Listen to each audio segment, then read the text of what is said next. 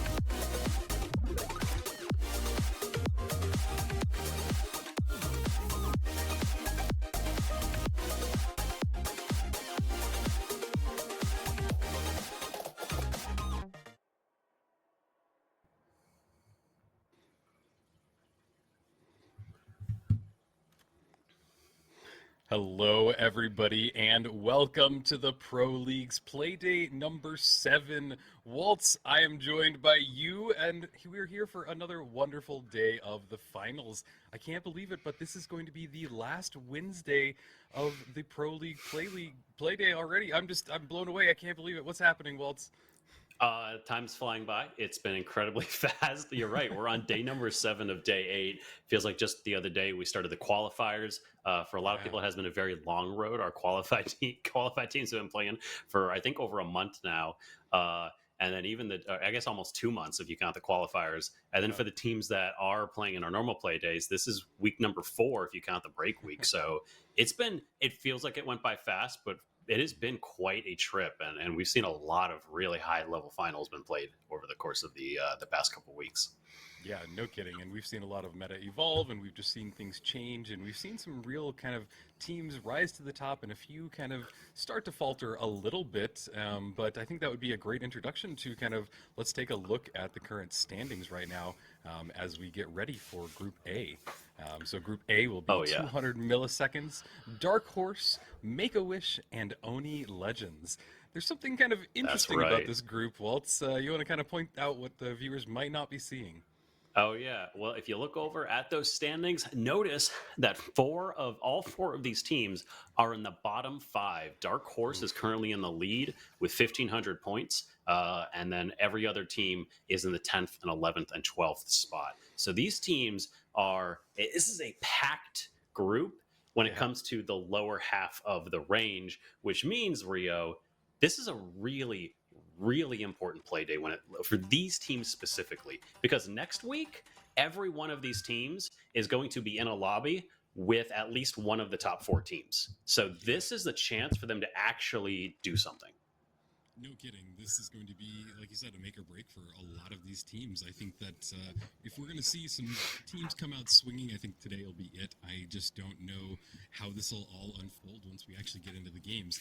Looking at Oni Legends, they are pretty far down there, but they're actually not out of it when you look at it from 200 milliseconds. So they could climb. I think that really we're going to see for sure somebody climb out of this today.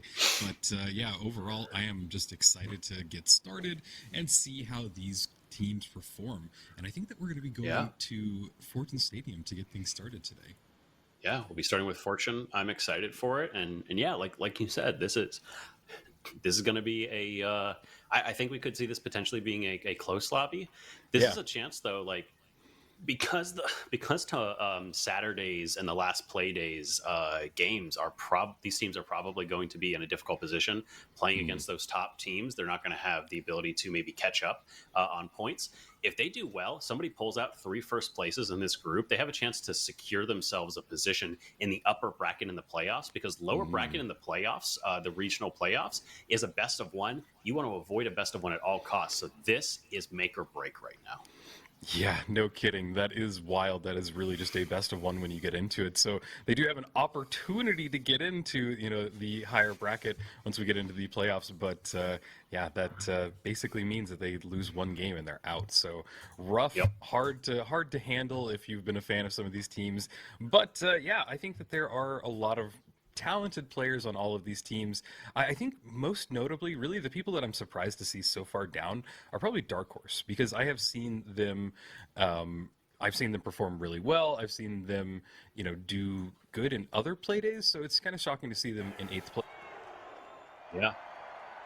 And so we have our team lobby, and like you said, we're starting on Fortune, 200 MS, Dark Horse, Oni Legends, and Make-A-Wish. Do you have a favorite of these before we get into the match, Rio? I'm really rooting for Oni Legends just because they've come through so much. They've started out really weird in this grouping just because of how everything, played out. And, I'm just rooting for them. I think they're the underdogs, and I really hope that they can kind of have a good performance for us today. Yeah, as we get into the match now, we do have Dark Horse, Sparrow there, rocking the XP again, already getting a nice elimination out of Pure Strafe, starting us off strong. Teammate Arock is going down, but they finished off 2 members of Oni Legends, looking for that third. Kip, not long for this world, is going to go down, and that's a quick wipe. A nice first blood from the side of Dark Horse. Yeah, wipe already. They got started. They were ready, and it just really didn't have any chance. I don't think anybody from the Dark Horse side died in that combat. So wild to see, but yeah, everything is already getting started. They're throwing a nice gateway. It'll bring that vault all the way over to cash out A and get them started. This is a very powerful cash out for them to be on. They can see basically everywhere in front of them in any approach as these teams make their way over to cash out A. So this is probably one of the best places to be on the entire map, and I'm going to be curious to see if any team decides to take them on. Yeah, we already have one team dropping in, though, in front of them. Again, a matchup of Oni Legends, but they've installed a little bit on the point. Sparrow very aggressively drops down to the ground, already doing a lot of damage. Kip backs away, lets for his team push in. A lot of damage already put into the medium and the heavy half health on the side of Oni Legends. They have to regroup. No deaths yet, though. Have a chance to reset the fight. Sparrow on the outsides of this fight, just looking to make sure they have a defensive position. That's really the key here. They don't want to get caught in between. They want to make sure that Oni Legends are not in between them and the cash out, because that's when you can get a sudden steal as both teams kind of bide their time after the initial blows. A bit of a reposturing moment. Yeah, they're definitely slowing things down. This is a perfect approach for them right now. There's a sonar that's going off. It's going to highlight where anybody could be through those walls, give them the perfect opportunity to make their push. We might just be seeing that right now. Yeah, that's exactly what's happening. We see them dashing around, but oh my god, Hera follows up with that Cerberus and is deleting one. Can he get a second one? He's trying to find them. He's dealing a lot of damage. I see fire going off. Everybody has died, and it's all down to unfortunate. And I think it's a 1v1, but he's going to get a res off. Sparrow! Back up, but he dies in that fight. Stairwells Into the are 1v2! to be in, and sadly, Oni Legends get wiped in that battle of a back and forth, and they're going to be able to get that steal. Dude, I cannot sing the praises of Sparrow enough. That man clutches every single time his team needs him to. But on the other end, 200 MS, as you're calling out, they're getting pushed a little bit. They're going to get wiped as well. 200 MS going down to the side of Make-A-Wish. Make-A-Wish finally able to find their way into a cash out, holding that down. But yeah, dude, Sparrow, I gotta be honest. I think we're gonna talk about this next Wednesday. If there's somebody that I would kind of look to as, appropriately the dark horse of lights in the NA region, it's Sparrow. Every time I see that guy play, he pulls out a clutch moment. He is one of the hypest and kind of best lights, I think, in this region right now. Yeah, and that's a big, bold statement to say, and I think you're right in every aspect of it, and have a lot of data to back it up. We're now watching the stairwell just kind of delete around itself. There goes Sparrow down, yeah, after we scream his praises, just kind of goes down to that Cerberus, but we're looking at Unfortunate now as he tries to find the next victim in that, but he does go down, and there is another wipe on Oni Legends. They're having a little bit of a struggle right now there, Waltz.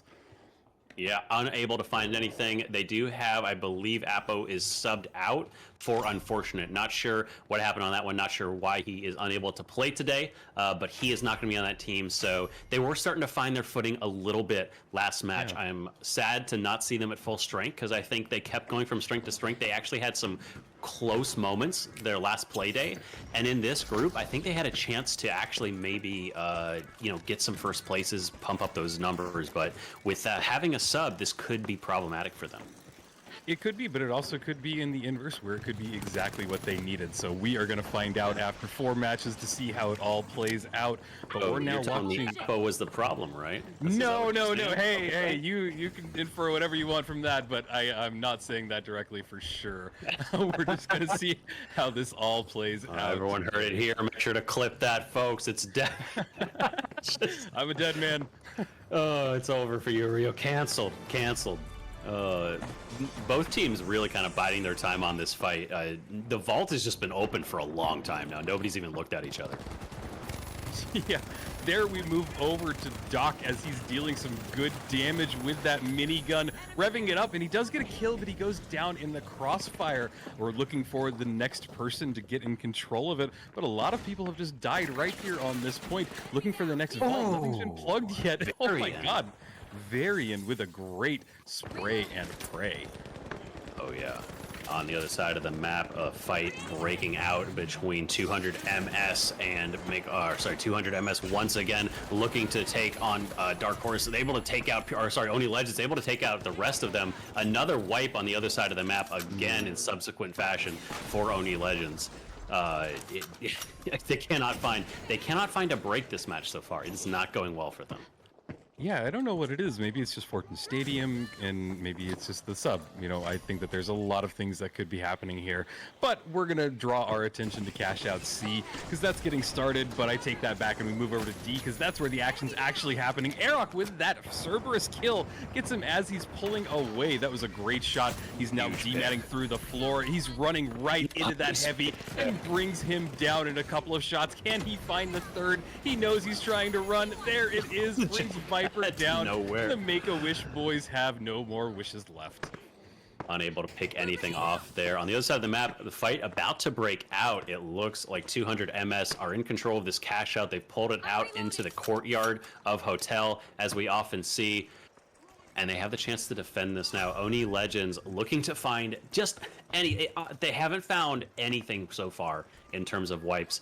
But as we know, that doesn't matter if the cash out, if you get at least one cash out. So looking to put this momentum in their favor. The question right now is, what are they doing? We see sonar grenades already gone out. Actually, both sonar grenades used. Have they been detected yet? Doesn't look like they have. Pure Strafe does get seen, and he's already taken some damage. Bran using the XP, I believe. He is dropping to the side, dropping off the map at the perfect timing for Unfortunate to push in with that Cerberus. Can he get a pick? Looks to hit one, looks to hit two, actually gets them both. Well, that's a team wipe. 200 MS is down. Yeah, that was a really good push, and hey, there we go. Oni Legends getting their footing, able to get a very good team wipe, and are going to get this steal. And, now what? They've got maybe 15, 20 seconds left on this timer, and this will be a really good spot for them to be in. Look at that. We've got almost nearly everybody in the entire lobby is down, so this is a little bit of a shakeup. The kills also are looking really kind of uniform there. It's a bit odd to see everybody kind of performing, everybody getting kills. Nobody really is that low on the score. Yeah, kind of cool to see, especially in a group that's this tight already. Yeah, that really speaks to the chaos of these matches. Everyone's getting their licks in. The fights are extending a significant amount of time. Pretty much every team has a couple of revives. That's not something you always see. Normally there's one team that's just running over everyone else. They don't have many revives, and there's one team getting wiped consistently. Even the teams that are low on the scoreboard still have a few revives, which means these fights are just extending a little bit longer than normal, much like this fight over the other vault. This vault isn't, there's no vault here. They're just kind of sparring with each other for no reason. As Bran looking to use that gateway, he's trying to figure out where to move, because the big question for them right now is, how do we posture in a position to prevent these from getting placed in? As Unfortunate already eliminating again. Doc gets taken down, chasing for the second, gets goo in his face. A nice hold off, but he does finish Viper, unable to pick himself away. Viper does get taken down. The Varian, the only one left on the side of Make-A-Wish, trying to carry his entire team right now. But that's going to be Oni Legends in control of a vault, but they are going to have to run through potentially 2 to 3 teams to get to the cash out. That's going to be difficult for them. Do they potentially even look to double this right now? 200 MS would love a double, because it would give them the chance to get first place, and Oni Legends pushing with that vault. Looks like they do want to go for the double, or they're going to try to run across to B. They might try to jump. There goes that jump. Moving across towards B. A dash from Pure Strafe, but he's in the air. He can't quite do it. The vault is just exposed on the ground. All right, now Doc is running as fast as he can, but it's going to get nabbed from Red. It gets put in last second. Oni Legends able to get that plug on the last moment. Unfortunate. The only one left up for that team is the rest of the map descends onto this point right now. Doc is down. That's one down for Purple as well. Make-A-Wish struggling to find any footing, but can 200 MS get this steal when they need to do. It's all on Unfortunate to survive long enough to give his team to respond so we can hold this point. Yeah, this is absolutely insane. These cash outs are right next to each other. Both teams are fighting it out. We don't know who will hold control of this. 200 milliseconds are taking it right now. They decide to bring the fight into that stairwell, bring one of them down. Varian with that M60, and they're now looking for the next person. There's that sonar grenade going off. Both cash outs are more than halfway done, ticking down after second, and we see the Make-A-Wish boys try to stay alive. The stairwell, as I've mentioned, is a very deadly place to be in. Viper with the last person remaining on his team. This is not a good spot for them to be in. This cash out B is running low. There's maybe 15 seconds. They have to dive on it now. Viper getting some good shots off, brings them both down in that fight, but it's gonna go the way of Oni Legends. Nobody's able to steal it. They were able to just control that without even dealing on the fight. That was insanity. I cannot believe how that map just wrapped up. The entire minute and a half, basically, of that cash out, just the suicide from Oni Legends to plug it in last second. Strafe so close to getting there. It never even got contested. Like you said, 200 MS tried for a steal very briefly, but the fight just continued. All three teams were on Oni Legends point. Dark Horse got a free cash out, but it goes the favor of Oni Legends. They're getting a second place. They haven't yet gotten their first place, but a second, like we were talking about, goes so far to get you above the rest of these teams. They need to keep putting up these numbers, and they have a chance to put themselves above the rest.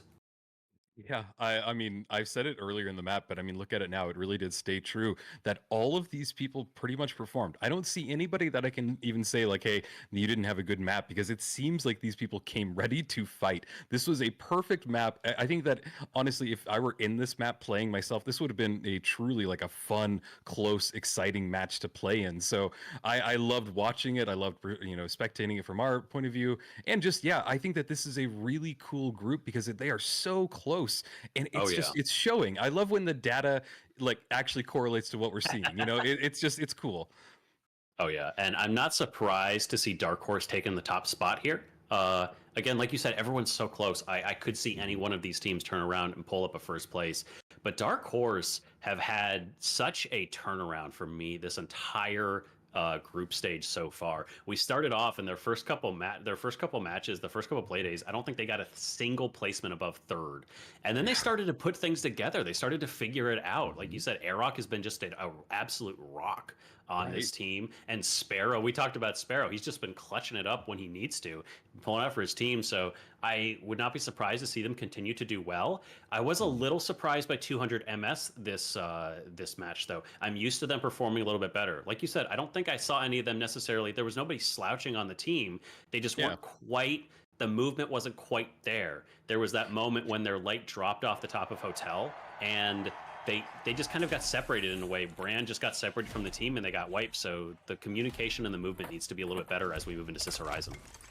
Yep, moving into Sis Horizon, everybody. I hope you guys are having a wonderful time. And you know what, chat? There's a lot of you in here. If you have a favorite team, follow along, root for them. Let us know who you want to win this next map as we get started on Sis Horizon. We're following Aroc as his team, Oni Legends, decide. I'm not Oni Legends. I'm sorry. This is Make a Wish, and as they make their push onto the first vault. And I've messed up again because it's actually Dark Horse. I don't know what I'm saying. Vault, you take we'll get control. Eventually. We'll make it. There's only so many teams, so we'll get 4 guesses, right? Aroc with a nice hit. Elimination on Brand, already one down. Nice pick from him. Looking for another. He takes out Grudy, finishing off the rest of this fight. There was one person left, but that's a quick wipe on 200 MS. Again, Dark Horse taking a very aggressive position, and Aroc not missing with that Cerberus right now, starting off with a really solid 2 kills on the heavy and the medium of Dark Horse. All right, quick take, Walt. Cerberus, OP or not right now? A little overtuned. It's a little overtuned. Yeah, a little overtuned. I don't know if I'd call it totally OP. I think I think we'll have to see when model gets a little tuned. Thanks, Rob, for teasing that in the EU region earlier. So I don't think it's as overpowered as some people say, but I do think it could use maybe just a slight touch. Yeah, I completely agree, but we'll have that discussion at another time because it looks like 200 milliseconds are making their push. They want to get in there. We see some goo bounce technology going off. That's a great push into a DMAT. They have a great little hole that they're ice fishing through. They know that they're below them, and this will be a great opportunity to kind of dive on top of them. They haven't decided to make the push just yet, and this is maybe not the best move because the cash out is just running low. They are just hopping around, so it makes Oni Legends are painfully aware of where they are, but that winch was a perfect winch. It pulls them right over, and I think that they're going to try and bait the enemy team out. This is a great opportunity for them to kind of get in there and steal, but I'm not sure what they're doing now because they decide to blow it up and drop it down. Oh yeah, they flipped that catch out around. That thing was just spinning around in the air. Like you said, it's been a little bit of a move around. Oni Legends finding their way up to the high ground. Now they're in a more dominant position. Wolf stuck underneath, but has that RPG. Not a lot you can do. Looks to get that jump pad play. Misses once, looks for the second, but the shield's already up. He can't really drop that and to any effectiveness. Continuing to look for the RPG, but that's just going to get eaten by goo. Doesn't do anything. On the backside, already Kip is down, but unfortunate. Gets a nice return kill. The winch on his stripes is huge. It's 1 versus 2. Can Kip finish this off? Actually gets the revive, though. Nice play from Unfortunate. Is going to go ahead and bring his teammate up, but he's going to go down in just a second. Kip is unable to do anything, so it's Unfortunate against the world. Has to hold on as all three members are descending onto this point. He does have a DMAT play if he wants to drop this down. Is he going to do so? He drops it last second. It's getting written, but they're unable to hold on to it as it's on the jump pad right now. His team is spawning in. He has to begin this right now. They have to hold for the steal, but Unfortunate looking for another drop play. No! He gets caught by Brand on the way in. Brand with a double barrel defends the steal and is enabling them to get that grab. Unfortunately, too late for the side of Only Legends to get a retake on this. Yeah, that was wild to see, and you know that there are opportunities like that when you drop it and you do everything right, and we even saw it bouncing, so it created that little bit of chaos, but it just didn't time out properly, and it didn't work in the Oni Legends' favor, and 200 milliseconds were able to kind of buy it and play around with what they were doing and get that bounce pad down, and then just take control of the situation. So that's some really good team play. It shows that they weren't panicking and that they had a plan. So I don't know, kudos to 200 milliseconds in this last push.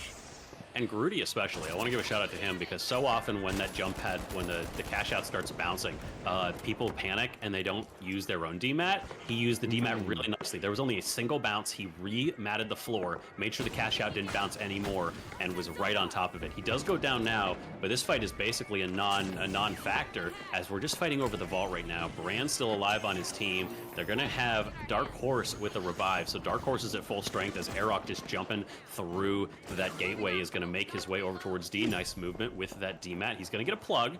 So unfortunately for 200 MS, they were successful on that last cash out, not successful on this vault. So Dark Horse with a very dominant position right now. The question is, can 200 MS bounce back? As on the other side of the map, Make-A-Wish actually holding in first place right now. Not a position we've seen from them a lot, but let's see if they can hold on to it. Yeah, there's some good kills too going off on the Make-A-Wish boys. They've gotten some, kills around the board, and if anything, it seems like Grudy might be the one struggling on 200 milliseconds, but I can't even say that because they're in second right now, and I think that this next push will really show that they have every opportunity to get back up there and maybe get on top.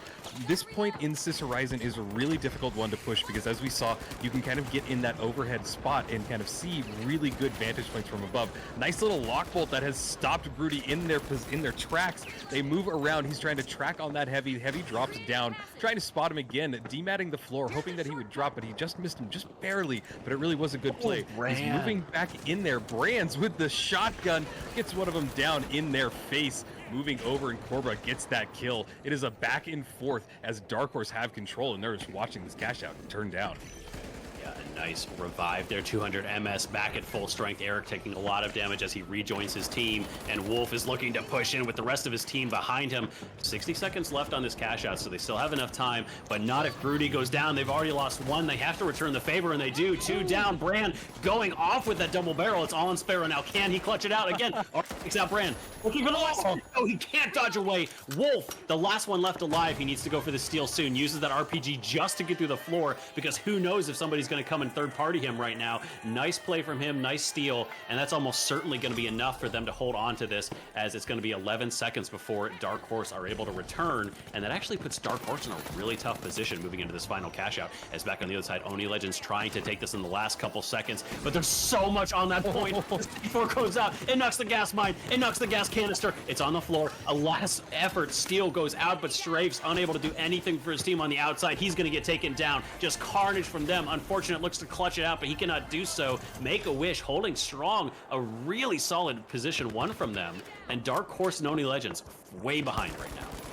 Yeah, they are really behind, and it's kind of sad to see, and it's kind of a mix-up from what we just saw, but I guess it just leans into that these teams are very close and anything can happen. There's a nice little zip line for all of the 200 millisecond team to get up there, and look at how effective that was. They were able to get Wolf and bring his teammates with him and get them down. Good kill, and now they're going to be in control of this vault. This is a very big cash discrepancy between first and second and third and fourth. I think that really, if I'm third and fourth, I want to try and go and start doubling these cash outs. You need to be in control of these vaults and get that plug. Just make sure you get every little bonus you can, and we move over to the Make-A-Wish boys as they are in control of this cash out. There's some mines going down. They're getting set up, and they seem pretty uncontested. Nobody wants to fight them, and they're going to have a nice little break in that area.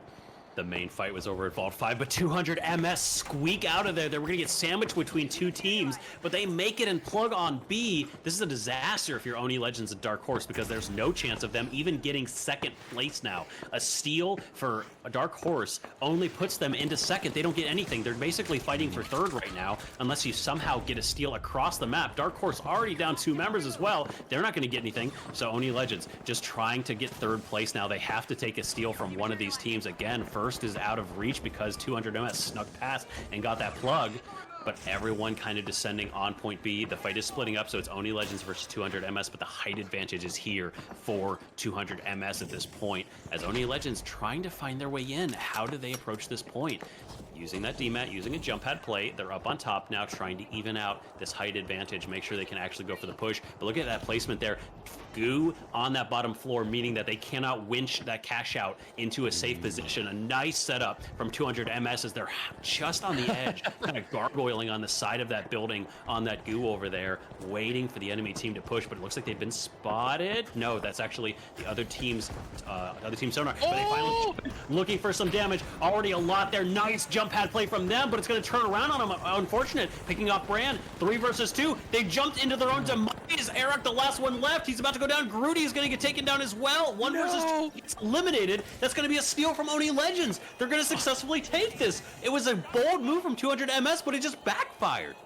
Oh my god, what did we just see? That was wild. I saw 200 milliseconds with every advantage in the world in that cash out, and they decided to take the push because they were so confident. And you know what? Sometimes, guys, your confidence doesn't pay off, and it's heartbreaking to see, but we're gonna see as Arok makes a push in here. There's not gonna be much time left. There's 14 seconds. Realistically, they have about 5 seconds to get on this cash out. I don't think it's gonna happen as they get interrupted, and Arok is having to move away and goes through and goes down. Sparrow with the quick disconnect. He's not happy.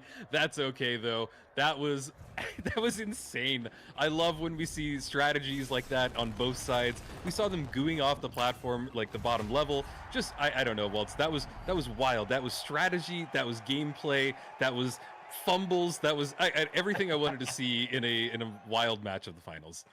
Yeah, no, that was beautiful stuff. I mean, at the end of the day, it didn't matter for 200 MS. They were going to get second place no matter what. They really just wanted to hold that just in case Make-A-Wish lost theirs on the other side of the map. Honestly, you know what I really would have liked to see from 200 MS there, and I think this is kind of what defines these top tier teams from some of these lower tier teams, at least within our bracket right now. Not a slight on their talent, but just sort of the team play. If 200 MS had gone and stolen the cash out from Make-A-Wish, they would have gotten first. It doesn't make sense for them to hold their own cash out and try to just hedge that one of these other teams is going to steal it from Make-A-Wish. You are guaranteed enough money to not get taken out by either of the two teams below you. There is no reason you should not be third-partying Make-A-Wish and looking for that steal, because that is going to push you into first position. These are the sort of decisions you need to make, and these are the thoughts and like the calculations that you have to be putting together mid-match if you want to be successful at cash out. Yeah, no, you're right. And, to just continue off of that, it's wild to see that the Make-A-Wish boys have had such a good performance in that last map. First win? Maybe? First win, I don't think so. I recall maybe back in like Playday 2, I think they had a win. But it has been a while. Like this is definitely a notable time for them, and it was a really good, convincing win. So good job, boys. I think that that's kind of what we want to see. This is their opportunity, as we mentioned, that like if you missed it at the beginning, the stakes are crazy high for this group. So it's fun to see somebody popping off like that. And yep, we got to take a second. Which cat is this, Waltz? Hemingway? Lovecraft. Ah, I was close. Yeah, the wonderful Dark Horse himself. A Dark Horse fan. That's what you're saying. He's a Dark Horse fan. He's not. He's kind of sleeping right now because they were sleeping in that match. A little bit of a first to worst situation. They even picked Sis Horizon and then couldn't convert. I don't know what happened for Dark Horse. There were just some really unfortunate moments. With I don't know what happened. Dark Horse kind of just crumbled under the pressure that match. Couldn't quite convert anything, honestly. Yep, but hey, that's only map number 2, and we saw them perform so well in map number 1 that just gonna chalk it up to just, hey, it was a bad map. Everybody has them. Something goes Yeah, wrong. it Sometimes you have just happens. weird spawns. Who knows? But I'm really excited to see them kind of go up because it seems like, I mean, like I really want to point out just almost every team because Oni Legends stepped up in the Oh yeah, last they one, did. and so we've seen. I don't know. It's just so cool to not see like one team dominating in a Yeah. group, and I think that's what we want in matches like this. Were we were completely flipped, I think. Almost completely flipped. The top two were the bottom two from the first match to Yeah. the second match. It was almost an exact reverse. The one difference is that the first match, I think 200 MS were last, whereas Make a Wish were third, and this time Make a Wish made it to first place and 200 MS to second. So a slight reversal, but like you said, a complete flip flop. Of those Yeah. teams. So, like you said, everyone kind of getting their moments, everyone finding their own strad. Strad, southern side of me's coming out again.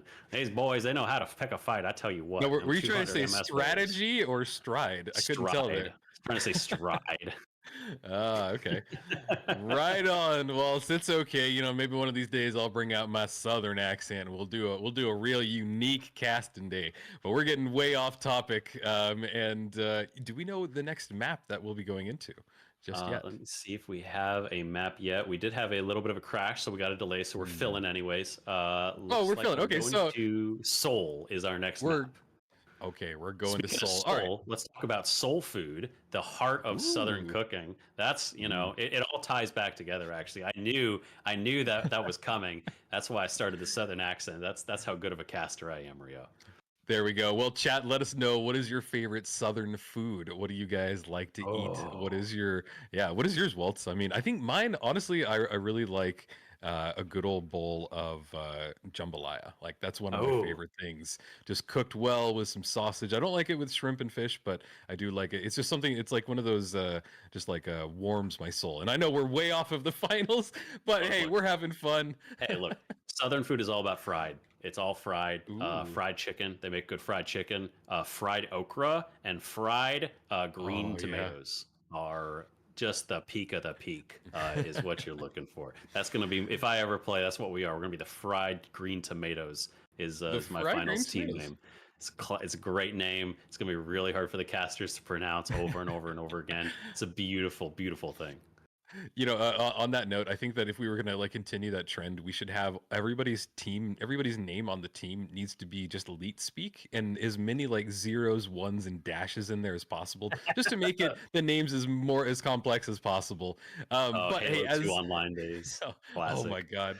Getting back to the finals, we had a very brief discussion about the Cerberus, and I think that that's a good just kind of topic to have a quick discussion about because you said it's a little bit fine-tuned and or a little overtuned, and I agree. I think that part of what makes it so overtuned is or so fine-tuned, overtuned, whatever, is the fact that it's so like it has so many utility. Like you can break Mhm. down goo, it can get rid of gas, it can light somebody on fire as they run away. Like that, it's just such a powerful weapon on top of having the ability Yeah. of running right into somebody's face and just like deleting them as well. So Yeah. I don't know, Chad. What is y'all's opinion? I think that this is a great discussion point. Do you guys want to see it nerfed tomorrow in like 12 hours, maybe less? Or is it fine? Is it something that's only a problem kind of at the top level? And you know, I'll let you kind of make the discussion as we wait for the chat to kind of fill in their questions. Yeah. I mean, like, and to be clear, it's definitely too strong. I just don't think it's crazy strong. Some people say the fact that it one shots a light is a little bit much. Reduce a little bit of the on hit damage, or maybe reduce some of the burn damage. I'd honestly rather see the on hit damage be reduced and the burn damage Yeah. stay because I think that's a unique part of the weapon. I like Okay. it. I'd like to see it. I'd like to see it made sure so you can't one shot a light. I think that's number one. Make it so you have to at least melee the Mhm. light. If you melee the light with the one shot, I think we're in a decent position. But it's hard when you can just click once and wipe someone. Maybe slightly decrease the reload time, or slightly Oh. increase the reload time. It's a little Okay. fast on. It's a little fast on the reload, so make it a little harder to reload. But like we've seen, FCAR still gets a lot of play. FCAR still gets a lot of play. Yeah, it I does. would I would like to see some of the other weapons just give some tweaks to Cerberus, give a little bit of tweaks to Mhm. Cerberus, and then let's see if we can buff some of the other weapons just a tad. When's the last time you saw an Yeah. AK in top tier play. You know, like when's You're the last time we saw Piker repeater? Let's try to get those other weapons up to snuff.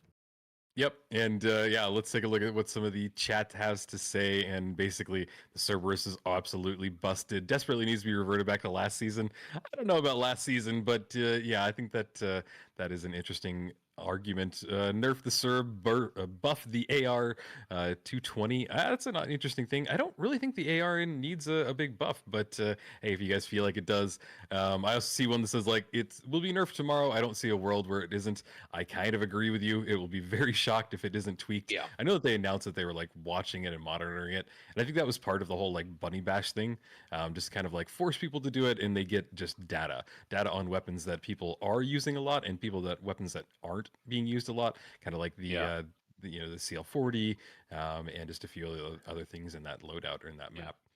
I am curious, actually, as we should be getting back into our game very very soon. Yeah. What are your thoughts on the leaked stun gun rework that Rob Ooh. posted up there? The nullifier, as it's now called, essentially just banish someone to the nether realm for 5 seconds, 4 seconds, and you know, just make it so they can't do anything and you can't do anything to them. So first off, they totally dropped the ball by not recalling it. The phaser, you know, from Oh, taser to that's phaser, like, come so on, good. it's right That's there, so and it good. phases you out of existence. Like, that's that. I can't get that association out of my head. And yeah, I don't know. I think that it's going to be. My biggest issue with it is that we saw a lot of times that people would use it to control the cash out at the end with the stun gun. Yeah. They would stun them, they would wait for the last second, they would get them done, and then people have pointed out two of them were worse. And I don't think that that gets rid of that problem in this rework. So Oh, I agree. I'm Yeah. not a huge fan, but I'm just going to reserve my judgment until we see it tomorrow. So I don't know, everybody. I could be eating my words. And chat, as we get loaded into this map, let me know, and Waltz too, I guess, if you feel like it, what your thoughts are on the potential rework. But here we go. We are getting started, and yeah, this should be a fun one. Yeah, loading in here. It looks like still running. The actually a little bit of a shakeup as well from Oni Legends. Unfortunate is out and Impew is in. So Oni Legends with another sub in this match, running a little bit differently. Strafes back on his medium where he likes to be, and Impew is now on the light. We see him tear up with this, so this could be a turn of fortune for Oni Legends. They're looking for that jump pad. Can they find anybody? I heard a lockbolt out, doesn't look like it connected with anything, and Impew has not yet found somebody. Finally has eyes on that dome shield, dropped to Make a Wish, drops his own grenade in, but doesn't hit anything and actually gets taken out himself. One down from them already, a little bit of a trade action moving on. Make-A-Wish back up to full strength now. Varian getting that high ground, making sure he has eyes to support the rest of his team. There's the fight breaking in now. The Cerberus shots are going out. Hasn't taken any damage from the side of Make-A-Wish. They're still almost at full health. Already taking out Pure Strafes as well. Only Kip Kip. He's going to get wiped in a matter of seconds. First of all, in control of Make-A-Wish. They're starting out strong. They are starting out strong, and you know what? I'm hoping that they're able to hold this momentum and keep it going. I would love to see them kind of step up and stay in this match, you know, at least the bracket, maybe get a little bit out of it. But we will see as we move over to Cobra running the Lockbolt. As I'm aware, I don't think that there's that many people running Lockbolt. I think he's maybe one of two. I think there might be a couple more people on the EU side, but it is interesting to see. I've started using it more, and I'm using it in place of the RPG, and I think that it's actually pretty powerful. But nice little bounce there. They bring it all the way out into that courtyard. That's a very strong place to be as we watch Cobra as they're trying to now get a height advantage. This is a great spot, and honestly, I would just go for A. I wouldn't even go for B if I had a choice. Yeah, Cobra essentially running the busy build right now. With the exception that he's running the M60 instead of the minigun. I like that choice. Minigun can take some difficulty to get to. But we're on the fight on top of construction right now as Make-A-Wish looking to aggress onto this point. Minigun from the high ground, melting into one, melting into the second. He's very low. Backs up with that mesh shield, looking to finish them off. They can't even poke their heads around. The finish is up. Everyone else is so low. He's on 11 HP, drops down aggressively, but he's going to drop down into a bunch. Hits the gas. That's 2 dead in the matter of seconds. Varian taking out 2, taking out his teammate as well, and a wipe on Make-A-Wish. Looks like this is 200 MS taking a win here and getting this steal. That was wild. Honestly, that minigun stayed up for way longer than I thought. And he had 7 HP. He started getting healed back up, and then the drop down into gas sadly brought his demise. But we move over to 200 milliseconds as they're getting a height advantage. Now we watch as Oni Legends goes for the push. They got one more push. They demat the entire team down. They get one kill. They get 2 kills. This will be a perfect opportunity for them to steal. They have to throw down some goo, buy themselves some time. Dome shield, mesh shield, every shield possible. They spot the last 200 milliseconds out, and they get it, and they get the steal. Well done. Good teamwork and everything from 200 milliseconds going down, and then the steal from Oni Legends. Good work, guys. Oni making it work. Show your support in the chat, guys. I want to see my Oni supporters out there. Make a wish, trying to push on to B. They can't do anything over there, getting rebuffed. Much like 200 milliseconds got rebuffed, 200 MS unable to take out Oni Legends.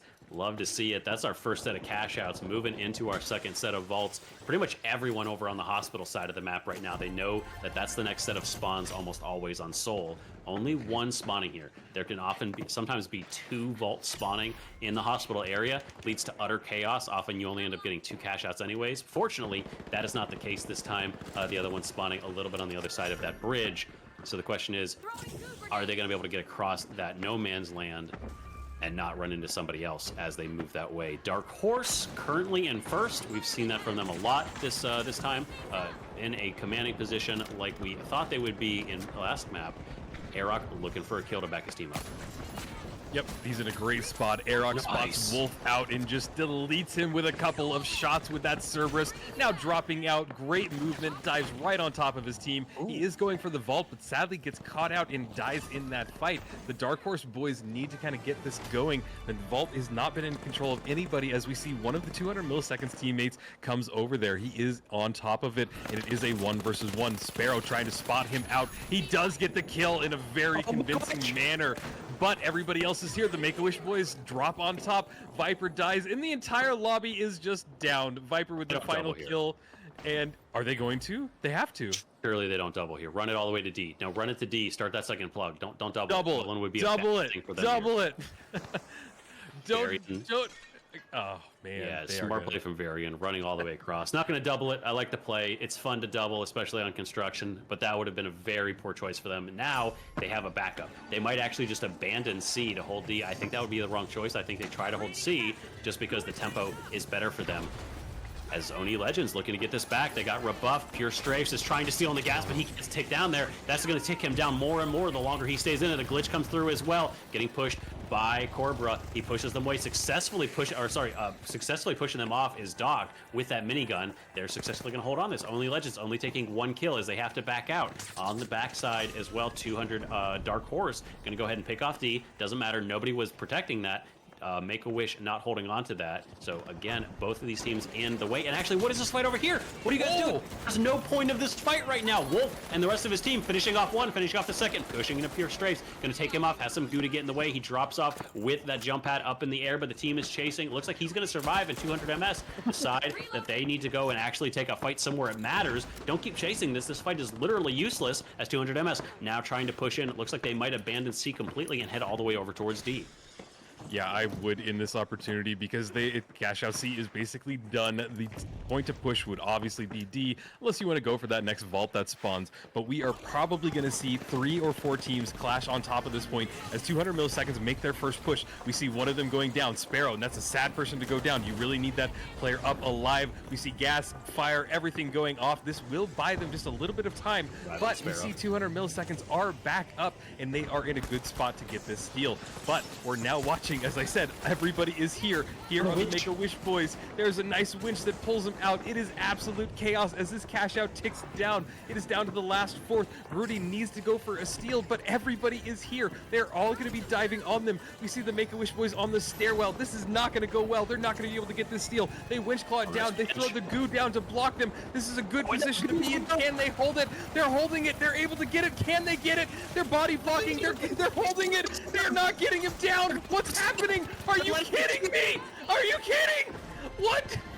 Make-A-Wish realizing that they need Dark Horse not to be in first. If they let that steal go through, they are in first place and they're in a commanding position, and Dark Horse are now in third. Incredible heads up play there. I'm sure his teammates were yelling, "Stop! Don't kill him! Don't kill him! Let him have the steal!" So Doc, using that minigun, crushes the other two members of 200 MS, but lets the last member live just long enough to steal so that Dark Horse actually have to contest this final set of cash outs. And now Make-A-Wish are going to have to be the ones they have to fall to. Dark Horse have to make sure that Make-A-Wish does not get a cash out if they want to get first place. Yeah, there's so much meta strategy going on that people don't see behind the scenes. And Waltz, I'm glad that you can always analyze it and break it down for us, because that is so critical. That is exactly what happened. And you just don't see that a ton in these pro matches. So it's wild to see. And yeah, I am having so much fun with Group A. I hope that the other groups are this entertaining, because this is just so wild. We're moving over to B though, where all the combat is going off. Winchclaw RPG to the face as he gets chased down. Broody goes down, deleted as well, throwing up the West Shield, and they're going to get in control of Vault 6. But we're going to see another double happen right now. So this is just going to be insanity. Oh, this is such an interesting choice from Make-A-Wish, deciding to just toss the cash out over towards Oni Legends. Oni Legends have the chance to now get in first. They have the chance to get one of their first place placement in this entire Playday so far. Dark Horse are here, looking to get a steal, but Kip with that C4 looks to drop it, drops it now. Does he interrupt the steal? He does do it. His team is in there, has the mesh shield to block the rest of his team off, keep that delayed on the backside. One member of Dark Horse already gone. We see that going down as Doc takes him out. Kip dropping once more to the ground. They need to get through this wall in just a second. Everyone fighting, like you said, everyone on this point. Everyone right now, only 20 seconds left in the match and only about 10 to steal, but a mine goes off. The gas is there. They have to remove this. Where's the Cerberus to get rid of this, or where's the drop? Make-A-Wish are moving in. They're going to want to go for a steal themselves, but 200 MS. Winch it into the corner. The huge C4 just melts two of them immediately. The health is almost completely gone. Wolf is down. Brandon Grudy close to follow. Just get melted up by Kip holding onto this position. It's the last member left. Impu, can he do it? He delays the steal. Oni Legends take their first win in the Pro League so far. Yes, they did it in a wild fashion. There was chaos. That was just unhinged, absolute madness. But hey, congratulations. Maybe that's where they thrive, in between the madness. So Oni Legends absolutely getting their first win in the Pro League. If you're an Oni Legends fan or a fan of any of those players, congratulate them, because they did it, and they are officially in the Pro League now.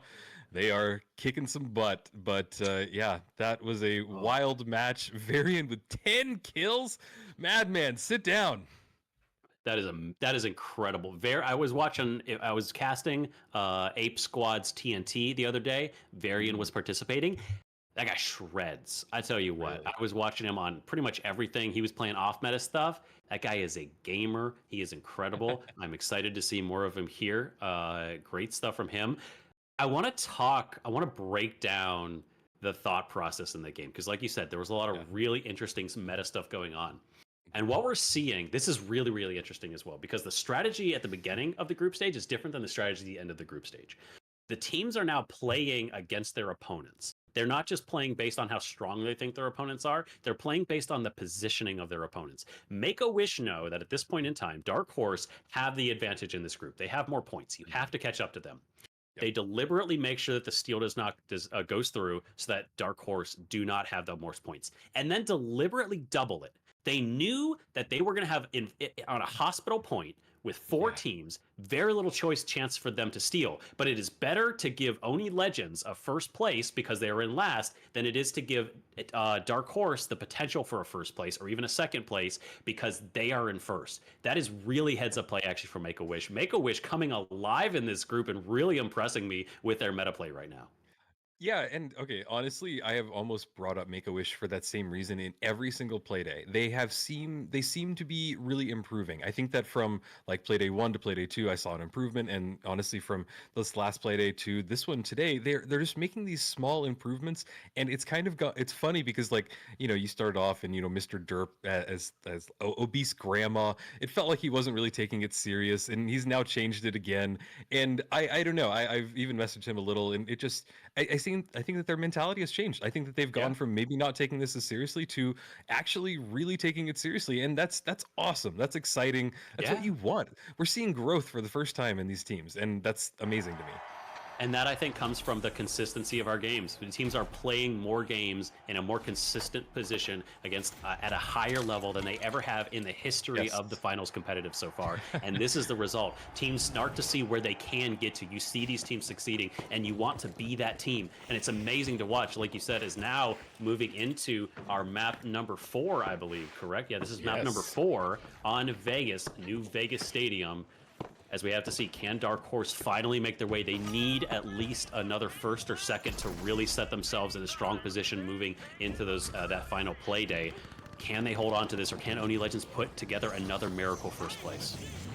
We're about to find out as we're getting started on Vegas. 200 milliseconds have decided to bring the fight to the Oni Legends. We're watching as Pure Strafes gets a shot off, but is unable to get a kill with that service, but he does get the kill after he dies because of that burning that it leaves with the Cerberus. Interesting weapon. Now they're going to go for a res. 2 team wipes have already happened on the board, so you see who's going to be in control of these vaults and bring them to the first cash outs.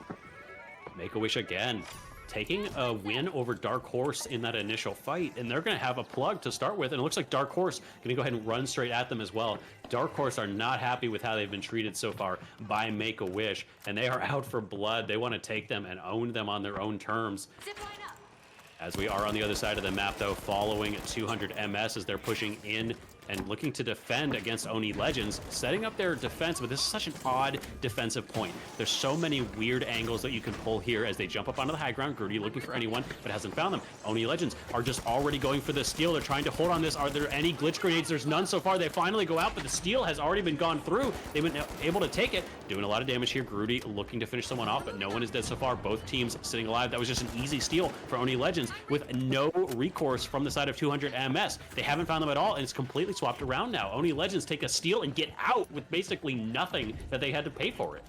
Yeah, that was wild. It really felt like they're just kind of running laps around them. They're kind of playing with the enemy team. They know the 200 milliseconds didn't spot them at all. Now the C4 goes off, including the RPG, and just a lot of explosions going off. Strafes and Brands both going down in that fight. There is now Strafes trying to find the next one. Gets the Strafe. He's just in their faces and brings Wolves down with 12 HP. They're in full control of this, and they get the wipe. What an amazing play. I'm just blown away because the movement, the positioning, everything about this is really good. Strafes, the big poppy, going 4-1 so far. 4 kills there, put the team on his back, got the steal, got out, held the team there. Beautiful stuff from Oni Legends. That was a great hold, a great steal, nice placement from them, and just well communicated. This is what we wanted to see from them this whole time. Yeah, without a doubt. I don't know what has changed, because even in map 1 it didn't look that good for them, but hey, they talked it out, they got something going, and it looks like they're going to be able to hold cash out A without much push from 200 milliseconds. They are moving in, so this will be their last attempt. We see an RPG in hand by Kip. C4 as well. He knows that steal's going off. He blows up the C4. There's a dome shield going down from both teams. He's able to get the kill, stop the steal. It's exactly what they needed, and they're cleaning them up as well. They dive a little bit out of point, but 200 milliseconds goes down in that fight. But it looks like the Make-A-Wish boys are here. They just want to add to the chaos. What are they doing? Oh, the whole lobby descended on top of them. That is Only Legends getting out, though, with nary a death to their name, able to survive and make their way towards the vault. It was too late for any team to steal it from them, but everyone just decided to run across the entire map to contest that cash out for whatever reason. Yeah, it was just wild. They just were like, hey, the party's over here. Let's go have some fun. And they did. And now we're watching Varian as he has to wait for his teammates to come back because they had an interesting battle by themselves. He's going to go over there, tap Vault 3. Vault 4 looks like it's about to be charged by maybe a couple of teams, but there is a gateway that's going to get it all the way over to Cash Out C and get this started. This is another great spot for Oni Legends to be in. They're hiding a little bit off of point, but they do get spotted out immediately and have to fall back. I'm really impressed with their positioning, and I pointed out the last map, and they seem to be continuing that as well. So I think that they've had some discussions, some plans, and it's really working for them right now. Can they hold on? We're about to find out. Yeah, they strategized. I talked to Strafes a lot as they were getting into the they were getting into the Pro League, and they said that their first and third play days, this being the third, was one they really knew they had to win. So they were preparing for this one because they knew this was important. As they're jumping him now, RPG does some damage, but focusing Sparrow, he's been the hero of Dark Horse. He goes down. They're only up with 2 now, and they have the high ground. They're not going to get that totem anytime soon. Great advantage for Oni Legends. How are Dark Horse going to respond? Airrock and Cobra a little bit separated. Can they find them at all? The ice fishing is continuing. Kip, Strafes playing so close together, so tight. They found Cobra. Cobra has that shield up, but it's not going to survive him long. He's dodging, he's weaving. Can he get away? He closes the door in his face. He actually survives the lockbolt. He gets out of dodge. He's on solo health. How does he do this? Cobra with 10 HP is able to get around. The team responds. It's now at 3v3. That is a hero survive from Cobra. If he had gone down, that would have been an insane stagger, but now they have the chance to actually push. Kip setting up against once again with that C4 to hold the point to delay it down, but all 3 of Dark Horse here. Sparrow is now back up and now pushing them off the high ground. Oni Legends setting up beneath. A little bit of damage from Airrock with that Cerberus, but the mesh shield eats most of it. Once again, Oni Legends moving around very, very close. Playing very, very smartly right now, but the timer is ticking away. Only about 25 seconds left. Is he going to hold for the steal? Drops both of those C4s. The C4 are gone. The gas is also gone. Airrock immediately blows up the gas as well with the Cerberus, but there's the fight on the high ground. Airrock, Sparrow is down. Once again, Sparrow the first to go. Airrock has to get him back up, has to get his medium back into play, but he looks to instead finish off Impu, but he hasn't found him. He's actually getting sidetracked. He's getting surrounded. Can he do anything here? Airrock, very, very low. Cobra on the backside as well. 1 HP left. Again, only 2 for Oni Legends. Can they finish him off? They do. Oni Legends winning this fight and holding the cash out against all odds. Oh. My God, they did that so well. They really, what are we watching, Balls? This is not the team that I've seen. They are just kicking some ass. I love it. And they are taking names. This is a great turnaround, and I hope that they're able to hold this off. We move over to Cash Out D as the Make-A-Wish boys are in control as well. I love to see it, but 200 milliseconds are here. They want to make the push, but also Oni Legends are here as well. This is a great opportunity for them to steal and get even further in first. They're going to go for it as Grudy goes for the steal. 200 milliseconds. Has the opportunity right now. There's Goop blocking it off. All of his teammates are really helping him as well. I think they got the steal. They got it. This is a great spot. They've got about 15 seconds left. Not even that. Maybe a 5, 3, 2, 1, and they're getting it. And wow, what a mix-up. Everybody just piled on top of that, and just massive and just fun to see. Oni Legend. The play, they did exactly to Make-A-Wish what Make-A-Wish did to Dark Horse in the last. Yes. They finished their cash out, ran across the map, and took out Make-A-Wish as they're trying to defend and let 200 MS get a steal. That puts them solidly in first place. They have a chance to just win this right now and get a second first place in this group. Oni Legends about to just finish this with an incredibly, incredibly strong showing on Vegas. Yeah, this is a strong showing indeed. Maybe it's their map, I don't know. Maybe something's just going their way. But the cash out has been started for Dark Horse, the team that's been struggling just a little bit in these maps. So maybe this is their opportunity. But also on the other side of it, we see 200 milliseconds. Are they just going to try and control this vault, or are they actually going to bring it over to B? I think that they will want to bring it over to B and get it started, but I don't see a commitment just yet. They are kind of playing with it, but no, I take it back. They are just kind of walking it, maybe a little bit slow. There's the DMAT call. You saw it come off, and they're going to get it started. So 200 milliseconds will be in control of this. This will help them go all the way up to first if they're able to hold it and outclass Oni Legends. But there's a lot of time left on all the cash outs. Moving over to cash out A, we see that there are some people that have died already. Cobra very low. Moving over, he is getting the health back, staying back from the fight. This is crucial for him because he's the last person remaining on his team. The Make-A-Wish boys are trying to steal it. They can't get it just yet. They throw down some C4. He is the last person remaining, but one of them spawned back in. Airrock is here. They're able to stop it for just a second, but sadly, that is not what you want to see as the Make-A-Wish boys get the steal.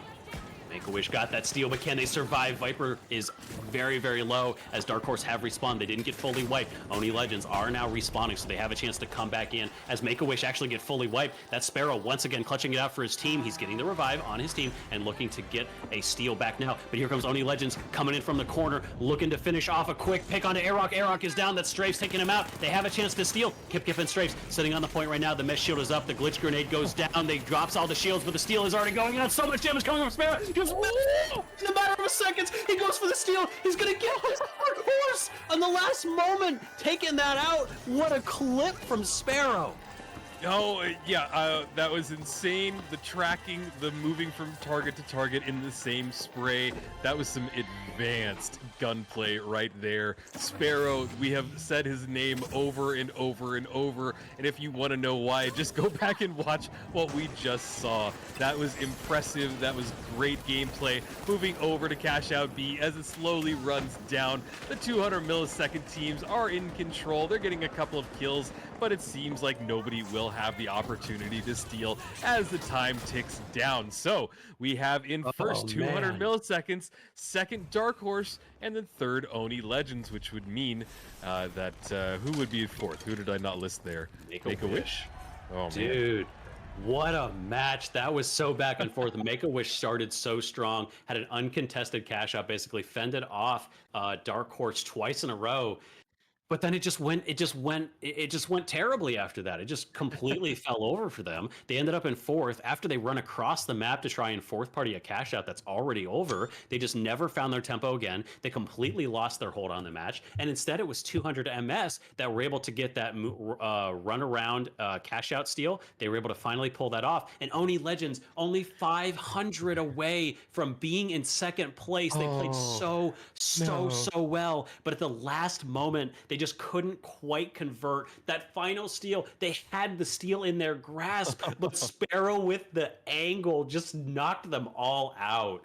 That was my moment of the game. Oni Legends played their hearts out, but that is just those tiny moments that really make things work.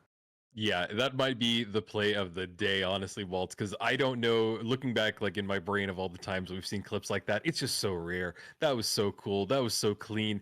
And I pointed out from map to map that like if you looked at the scoreboard again, the kills were really equal on almost every team. Occasionally we saw somebody that just wasn't popping off, but just as a whole, it was really like composed. It was a great team. Even the cash totals near the end were very close. So Very close. it just I'm really happy that we had this group to start with because that was fun. Agreed. That was a starting with a Dude. bang, and I don't know. It was just quite a way to get started. Oh, it was a great match. I'm excited to see our updated standings as soon as we get those all entered, because this, like we mentioned, tomorrow's play days. All of these teams are going to be in each of the Saturdays. lobbies. They're actually split up. We're not going to have this group before. It's only ever two of them in the group together. So they are all going to be against some of the top teams. So the question is, where do they sit now? And it looks like how have things updated? Dark Horse, a little bit of a push up. They've moved up about 200 plus points here. I think about 300 plus points. They're actually still quite a significant ways above the rest of the crew. Make-A-Wish Foundation getting a nice jump from them, but they're now in ninth. So unfortunately, they are not going to make it out of the red unless they do really, really well in the final play day. On the other side, 200 MS did jump up quite a little bit as well, and Oni Legends got a lot of points from that match. They are still in 12th position, but that was a big step towards them potentially eking their way out of those bottom two slots. Well, and still looking at 9th, 10th, 11th, 12th, like the score stretch is not like wild. It's, No. 150 points, give or take.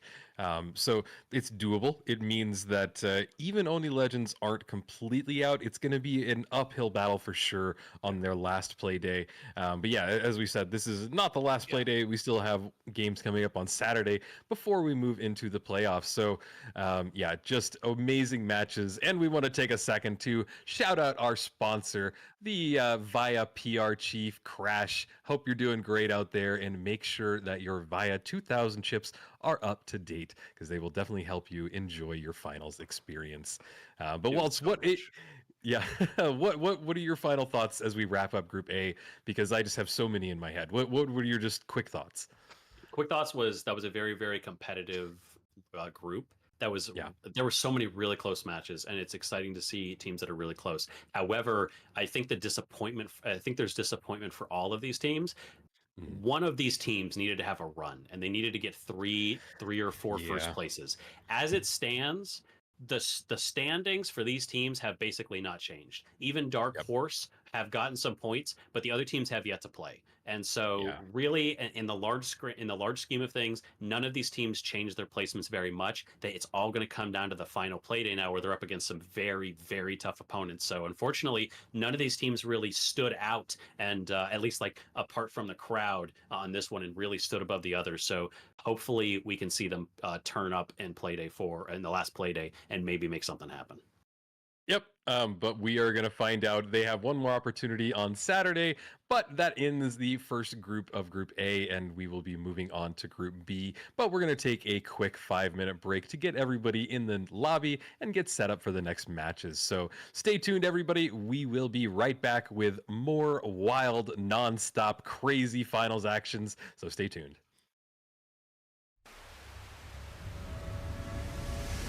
This isn't just a game. This is TNT. Welcome to the jungle and welcome to 8 Squad's Thursday Night Throwdown.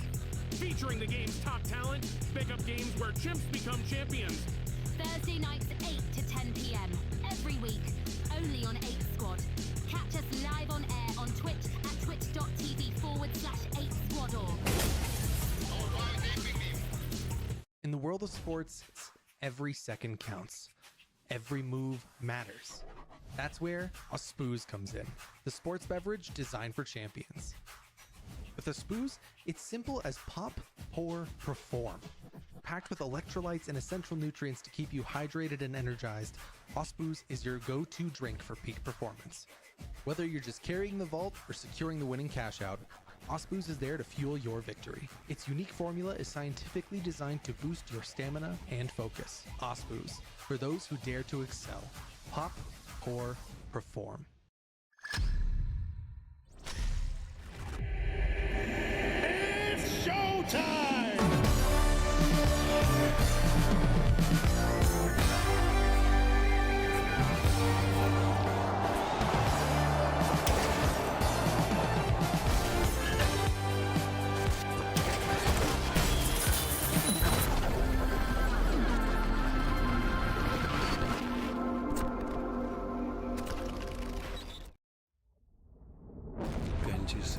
The real world can be unfriendly, misleading, confusing. But your world doesn't have to be. Reality Shield will protect you, cutting out the noise, making the world perfect. We do not censor. We cultivate. Engimo.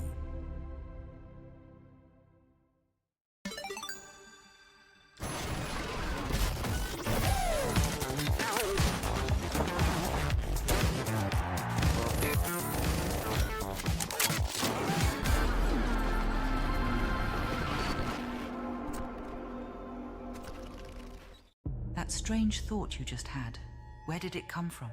And was it even yours? Our new Series 2000 effectively suppresses third-party influence and eccentricity, outperforming our competitors within the standard deviation of conformity. With the Series 2000, your mind stays in control. Via, we as one. The life giver. The sun. Always on. The source of everything that is good. But can it be trusted?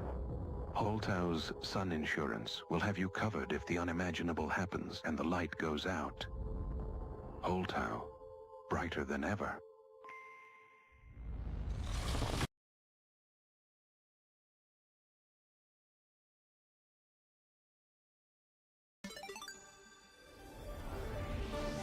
You know, June, every time I think I've seen it all, the finals proves me wrong.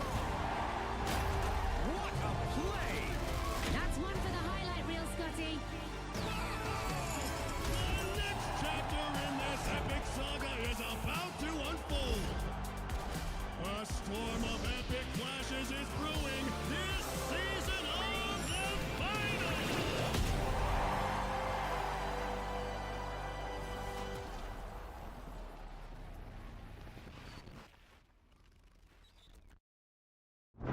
The stars.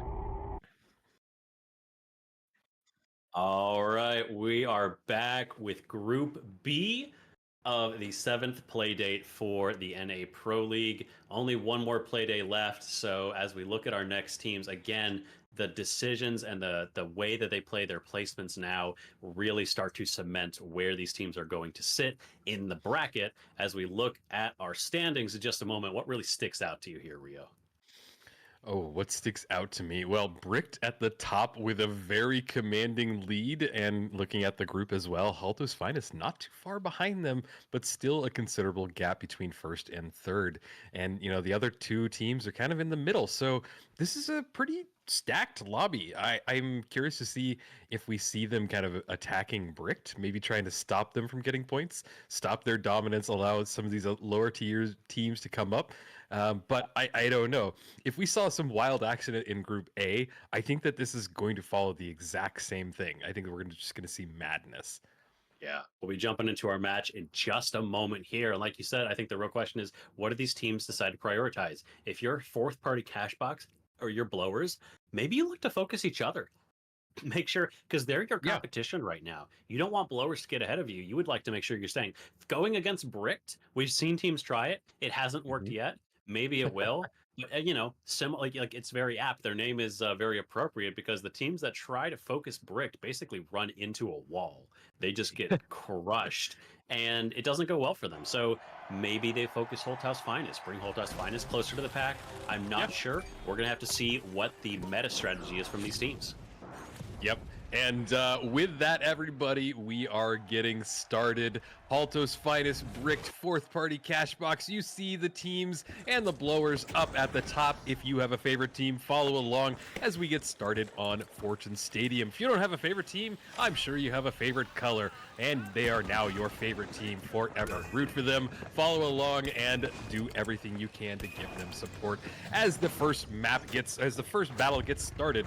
And watching Cavaneo trying to get through the windows, struggling a little bit, but hey, we've all been there. Vault 1 has been tapped as Brick deals a lot of damage. There's Busy dealing up the minigun. He is getting one. Can he get the second? Brutal Logic down in that fight. He knows one of them just went around the corner. He can't keep up though. There's Sergil just getting a whole face full of minigun, and he goes down as well, and they will be in full control of this cash out and bring it to one of the most strong cash out points, cash out B.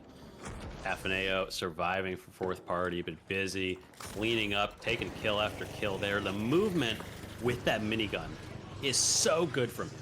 It is just so clean, and we see why he runs that and why he's convinced so many other people to run that with his placement. As fourth party Cashbox turn in on their heels, and they're going to look to, appropriately named, they're going to head back over to A and look to third party that, because they do not want to cross that no man's land towards the hangar. Like you said, that is such a hard point to defend, so instead we're going to look at A.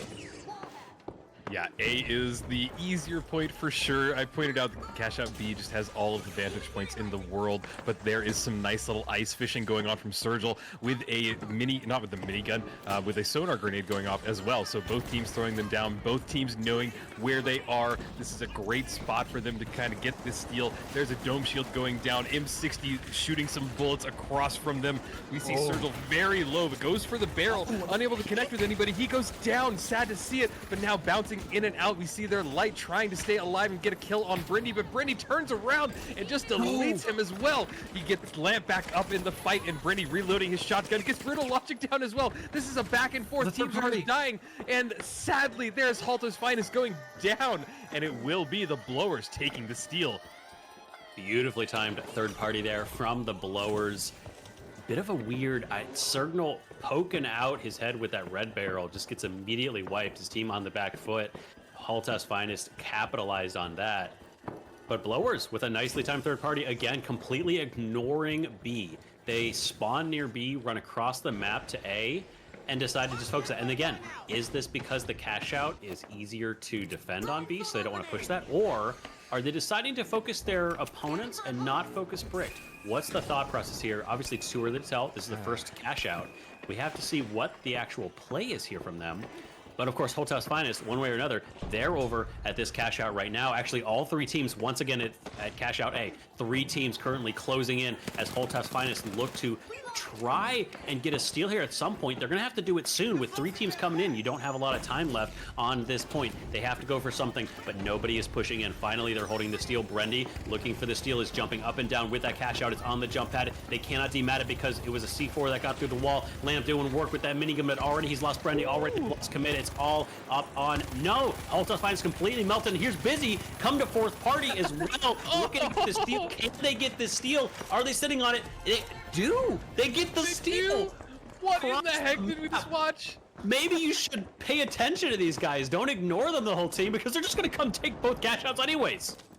Oh my god, they have 22k and the map has only just gotten started. Stealing both cash outs is a power play if I have seen one, and Busy just racking them up with that minigun as he spins up again. He gets Brutal Logic down with his teammates and goes for the other two in the stairwell, but unable to complete them. He will get wiped with his teammates. So I just commanding performance. I don't know what I'm seeing. I would be very afraid if I was in this lobby with a brick team.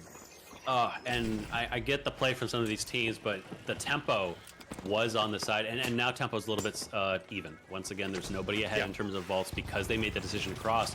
But what a good decision it turned out to be. Brendy doing a lot of damage, already takes out Zuki, drops on top of the other. The dome shield is there, but it's not going to keep Slothy alive. That's only one left, normalized. The last one from Blowers duking it out on the roof, but the minigun is melting him. As Hotel's Finest winning this fight means they do have control of vault number 3, but now they're going to have to go plug it, and they have quite a ways to go, 150 meters before they can plug it. Meanwhile, on the other side, we have fourth party Cashbox taking on Bricked. Nobody dead on the side of Bricked as they're trying to figure out how to push into this. Go for that steal. Stu knocks the C4 down. Classic play from him as Busy. A little low, not sure what's happening with him right now, but it looks like he's in the stairwell dropping around as the aggression is finally in there now. Cafaneo already takes out the big man himself. Cafaneo goes down. A return, a revive onto Busy. STN pays for it though, he's down, but Brutal Logic himself is once again dropped to the floor. Certain the last one gets taken down. A nice up and down play. Each member of Bricked dropping in when they're needed and just following the enemy, the other player up.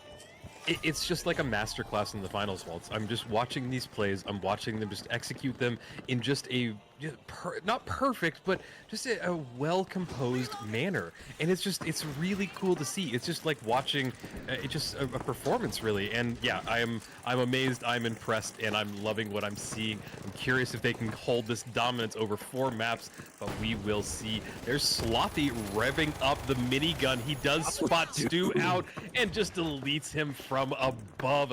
That is what raining hellfire is like, and we see them moving closer to the cash out D. This is a good spot for him to be in, but the stairwell can be lethal, as we saw minigun versus minigun, and Busy is the reigning champ of that minigun, and really not who you want to go against.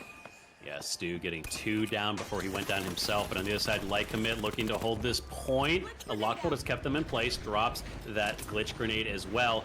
Sentinel's down. Already 1 down for fourth party Cashbox. Commit has been running around the entire map looking for that backstab. He has it now. They're both low, but he drops out the second he sees someone. But Hotel's Finest right behind him. Moving onto that high ground as, yep, the rest of his team is there. They've completely finished off fourth party Cashbox. And on the backside, Bricked getting a nice, easy cash out after that. Hotel's Finest getting aggressed now from Brick. They're very, very quick to move in. Very, very quick to address this. Can they get every single cash out in this entire match? They might. Pulling it in with that lockbolt. Just Busy, the workhorse, is pulling that cash out as far away from where Hotel's Finest were set up. They're in the back room. They're going to steal. Lamp pushing in, but on the high ground, Commit doing damage. Already takes out Busy, but it's a 1 versus 1. The timer is counting down. They have to go for the steal soon. The revive is there from STN. The heavy is still down for Hotel's Finest. Commit, can he find a way in? Dueling with Stu right now, but he gets pushed out of the way. Brendy as well is there trying to delay. They do get the successful delay. Hotel's Finest holding onto a cash out, successfully rebuffing Brick, but Commit looking to finish them off. 1 versus 3. Look for Stu. He can't finish him off. He's going to get taken down. Stu again with another kill. Yeah, this is insane with Bricked at 41. And can we get the scoreboard real quick? Because I want to see where they're at. Busy 8 kills? Are you kidding me? Dude. Like, this is insanity. This is wild, and they are at the top for a reason. Busy has more damage right now than the entire team of Blowers. Oh my god. It's crazy, dude. It's wild. Yeah, this is an insane map as they are getting another cash out started. It's going to bring their total even higher. What are we going to see? Are we going to see close to 60K? Yeah, I think so, if they're able to get it and a couple more kills. But I think that the real focus should be on Cash Out B, because I think this is where everybody wants to go. 3 teams diving in. Lamp with the minigun. We have 3 miniguns in this lobby. Love to see it. Lamp gets a lot of damage off on Cafaneo, but unable to complete the kill. We see him now chasing their heavy, brutal logic, but he's getting a lot of shots off, and he does get him down. That's a great kill for Halto's Finest, as they're looking for the next one, and they get a nice wipe there as well. This will be a perfect steal for them, but the blowers are here. They are ready to dive on this as well, but I don't know if there's going to be enough time. They do get the steal, and now they have to hold it. This will be a perfect opportunity for the blowers to get in there and deal some damage, but sadly one of them goes down. Zuki going down in that fight, getting a res back up, and it is now over to Slothy, and oh my god, everybody is just dying. Brendy low as well. What is happening, Waltz? Brendy just 1v3'd that team, took out 2 and got out with his life of single HP. Now all 3 of them are up against 2 of blowers. They have to look for a steal now, and Zuki is going for it. Brendy with that DMAT, he still has enough. He has to drop it right now. Do they have time to delay this? They do, just enough. Normalize does take out commit, but Lamp is here with that minigun. Zuki very, very low, has to back out. Is Brendy still able to successfully hold this? There's a lock bolt, but it didn't hit anybody yet. Gets the revive, commit is back up. Holthouse Finest at full health, but here comes Brick. Brick are looking to aggress. Here's Sesti and a third party just in case he can. On multiple levels, the fight is happening all over the place.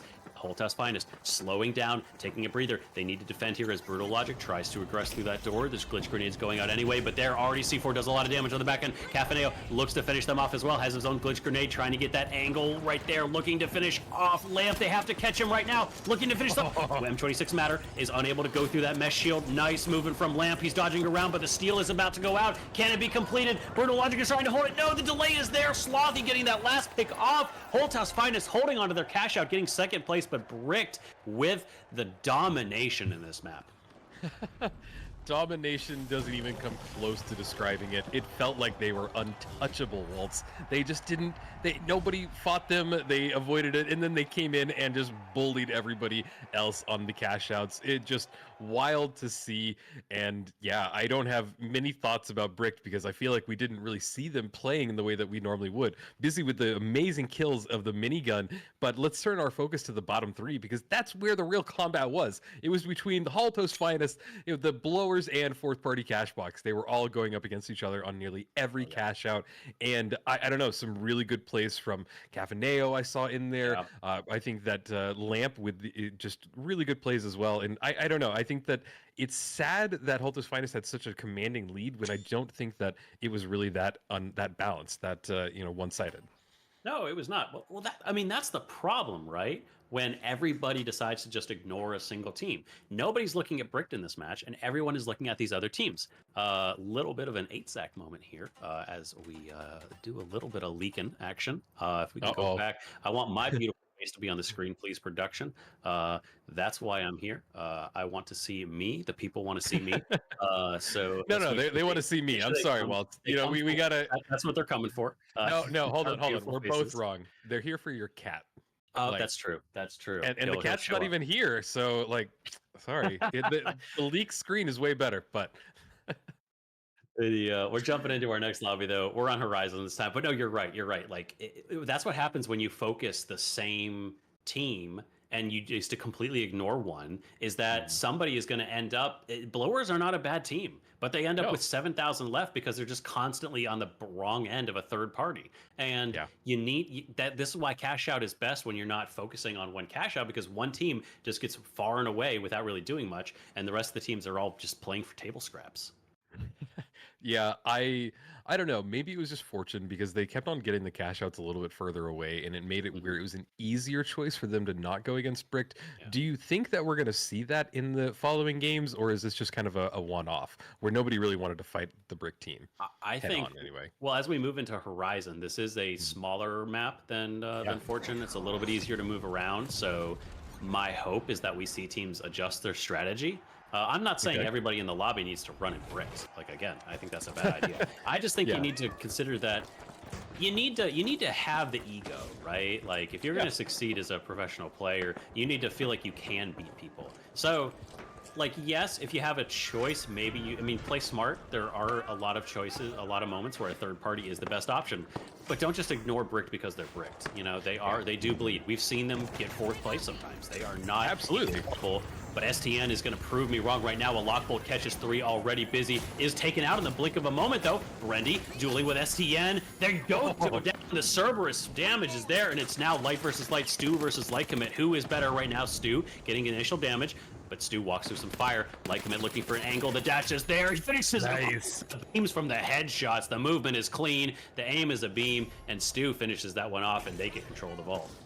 Oh, that was great to see. Honestly, Stu has been a great shot with that XP, and yeah, I think that they're in a great position as well. We're also seeing that Lockbolt being used quite heavily, and I have a question, Waltz. Does the Lockbolt disengage with a glitch grenade? I should know this, but I am just kind of curious. Do you know? It will deactivate it, yet to my knowledge. If I'm wrong, Okay. Chad, correct me on that one. If Yeah, I'm yeah, wrong. Chad, let us know. A glitch grenade will. I think the problem is that it takes so long to do that, and then you glitch yourself because it's hard to glitch. Hard to glitch the Lockbolt while you're doing it right next to, because then you remove all of your utility, especially as a light. That dash and that invis is so important, so it's hard to commit to that. But Holthouse Finest, they want revenge, they want blood. They're pushing in onto A, where Bricked are currently set up. Bricked with a very high ground. There's a Lockbolt once again as they get taken out immediately. Lamp is on the ground. His team has to follow through, but Stu finishing off the second one. Brendy is down. Commit, the only one left, and he's getting chased by Stu, finishing off 2. Nice placement from Brick. They knew they were coming, and they played a really nice Lockbolt from Busy to just finish them off in a matter of seconds. Yeah, and I think that the real combat is going to be happening over at Cash Out B as we see 2 teams starting to get into it. There is a nice glitch grenade going off, Dome Shield as well. The heavies are dealing a lot of damage. Zuki going down in that fight. Sergil having to reload and dip in and out of there, but going down as well. There are the miniguns spinning up, and there is a team wipe. Sad to see for fourth party Cashbox, as the Blowers actually are doing pretty decent so far. Yeah, Blower is pulling it together nicely. Turns out it's a lot easier when you're not getting third party the entire match. You know, it's what a concept. Glad to see them doing well, and unfortunately, like you said, fourth party Cashbox got melted, couldn't quite hold things together. But once again, Holthouse Finest trying to find their way through the brick wall. Can they get to the cash out in the last 15 seconds? Brendy already gone down. Can Light Commit hit a single bullet? He cannot. Don't clip that because that's just brutal. He finally takes out Busy, but he's going to go down to that Cerberus in just a second. Dives in against 3. He's just trying to get cleaned up right now. Can't even finish off a single one as his team just has to accept defeat in that moment. Bricked again, holding onto their cash box. Holthouse Finest just cannot find a way in. Yeah, I mean, I've seen them do really well on Sis Horizon before, so it's a little confusing on what's going wrong. Maybe they're just kind of running up into it, and they are kind of battling Bricked a lot more than they did in the last map, so maybe this is kind of their brick wall, for lack of a better term or pun, but maybe they can kind of crack through that rusty exterior and get in there. But there it is. We are going to get started as the next vault spawn. One has been tapped by the Blowers. They are in full control over there, and this next one will spawn right next to Brick. There's a glitch grenade that goes off there in the stairwell, backing out, and they are being chased. Stewie goes down in that. He gets chased and finally going down indeed. Lamp revving up that minigun, trying to spot somebody out, but nobody is near him. They're all just kind of running away, and it's kind of slowing down just a little bit. Yeah, Stu, the only remaining member of Brick. Can he get away with the vault? No, he actually doesn't have the vault. Didn't have a gateway ready for it. He does pick off Commit, staggering them a little bit. But Holthouse Finest are going to grab this. But Brendy, can he get away? Stu, 1 versus 3, is looking to pick off the entirety of Holthouse Finest. Stu has turned this from a 1 versus 3 into a 2 versus 1. Lamp is now running with everything he has to get that plug before his team is there. Tosses it in, a little bit Kobe action. He turns around on Stu. Stu gets out of there, survives. Stu is putting the team on his back right now. Wow. Lamp does get the plug. His team is slowly responding. Brendy is about to come up as well, using those coins to good effect in this match. And now fighting Brick once again. Lamp does go down as well. STN finishes him off. Commit is once again the last member of his team alive. Stu, with the delay and the stagger on that match, turns a losing situation into, again, a retake and a solid hold from Brick.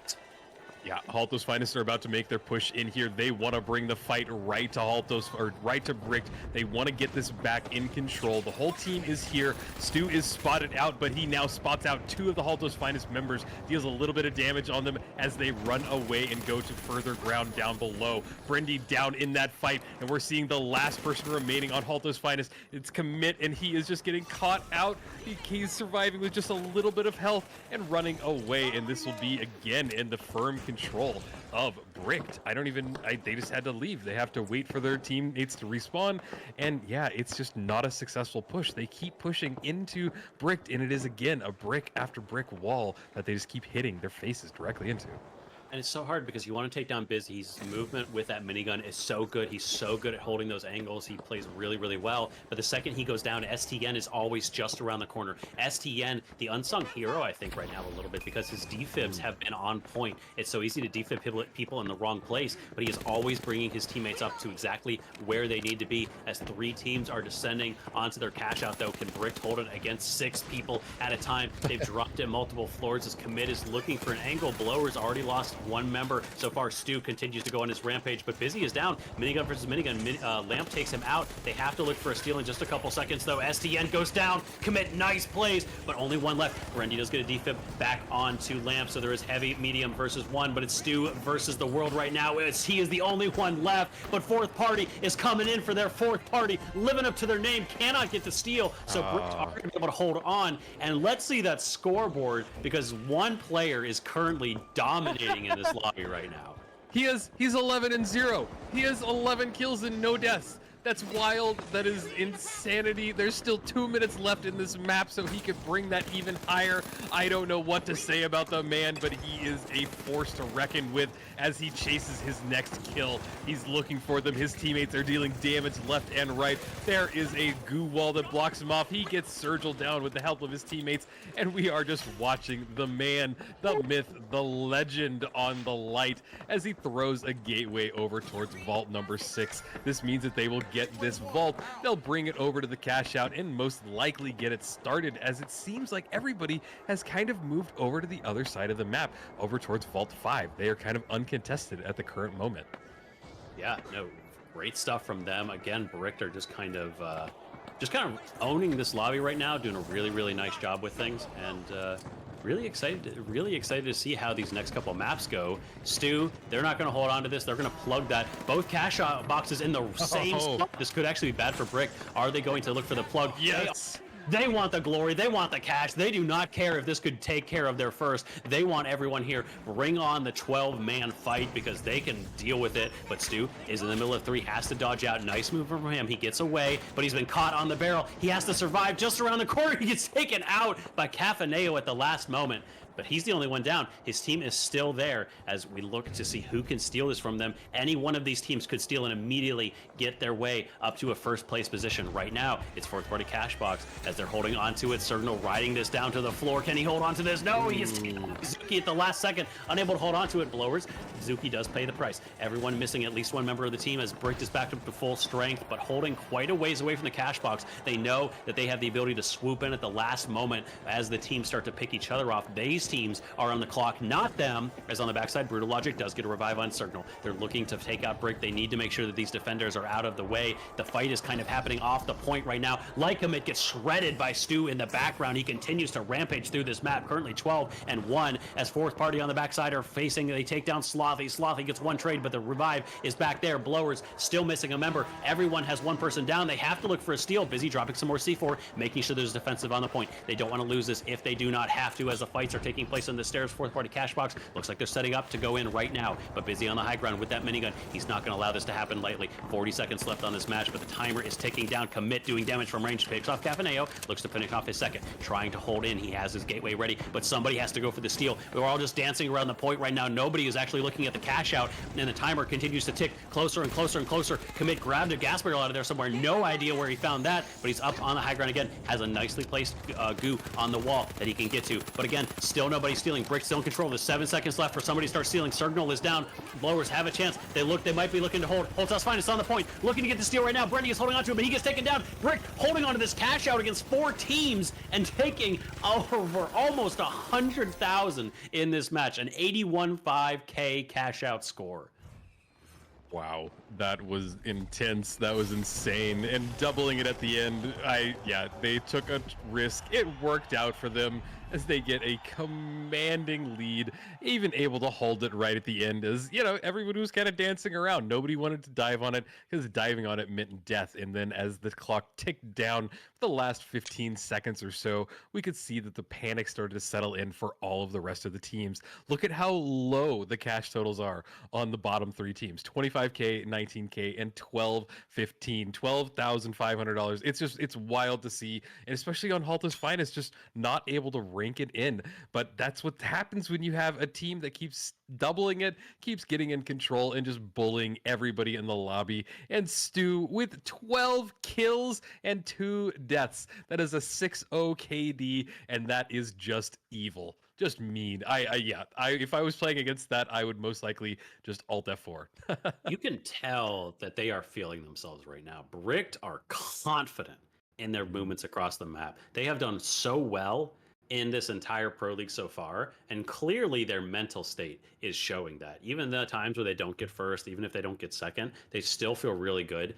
The decision to just double that, they could have run that to the edge of the map. They could have prevented that from going in. There was no reason for them to plug that. If they plug it, there's a chance they don't get first place. But they don't care, They said, you know what, let's just do it. Let's just have fun. And yeah, they have points. It doesn't really matter for them.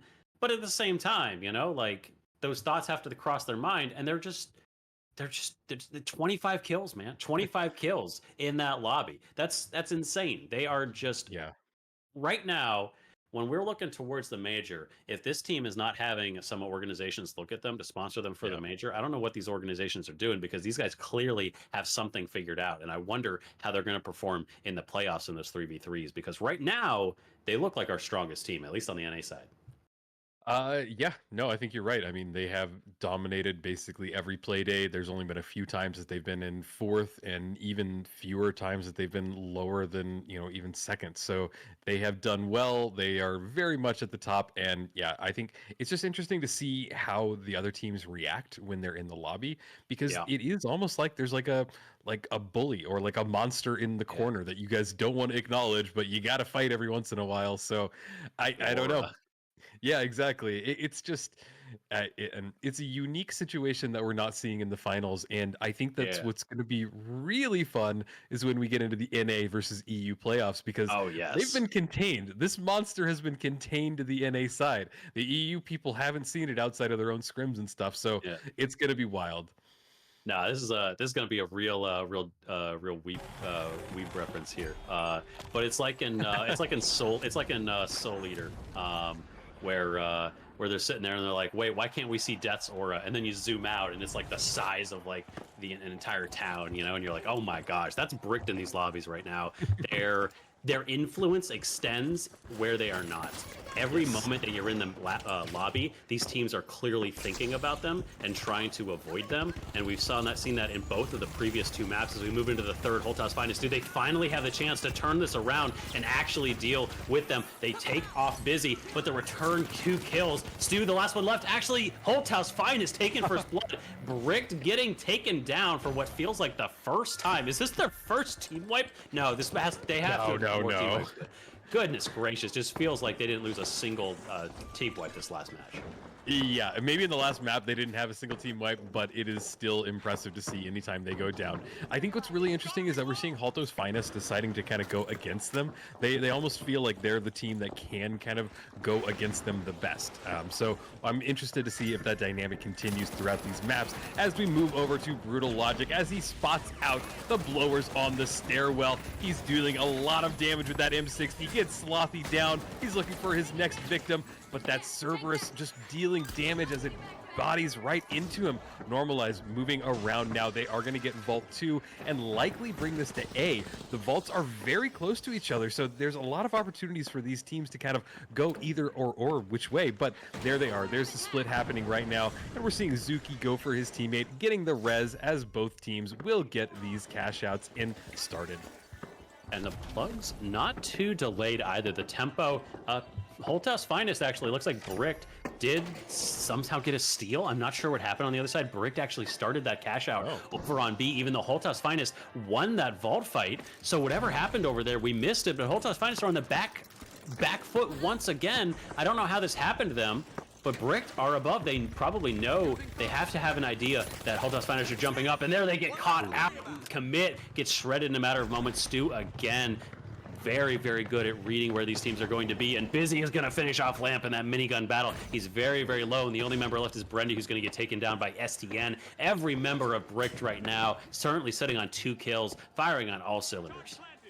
Yeah, firing on all cylinders, and I'm not sure what's happening on the other side of it with Holthouse Finest. They seem to be just slipping just a little bit, and maybe they'll find their footing. Who knows? As we move over to Sergil, as he is dipping and dancing around with that Cerberus. He did have some good movement, but it is going to go down in that fight with Normalize. He brought Normalize down to 19 HP, but not enough to just clean him up. The Blowers are now firmly in control over Cash Out A. As Holthouse Finest start to make their push, they've decided they don't want to go for Brick. They want to go for maybe a little bit of a weaker team. Lockbolt that went down gets Normalized down in that fight almost immediately, and there is a sonar grenade going off, glitch grenade in hand as well. He's chasing them down, trying to find the next person. Commit helping bring Zuki down, going straight for the steal, dropping the cash out immediately, but it's not going to stop the steal. Great play. This is a good team play. We see now Busy trying to block it, spinning up that minigun. Now they're looking for the last person remaining on the Blowers. They know he's around. They have spotted him out, and there is the chase, and Busy getting 1 kill on the other side of the map.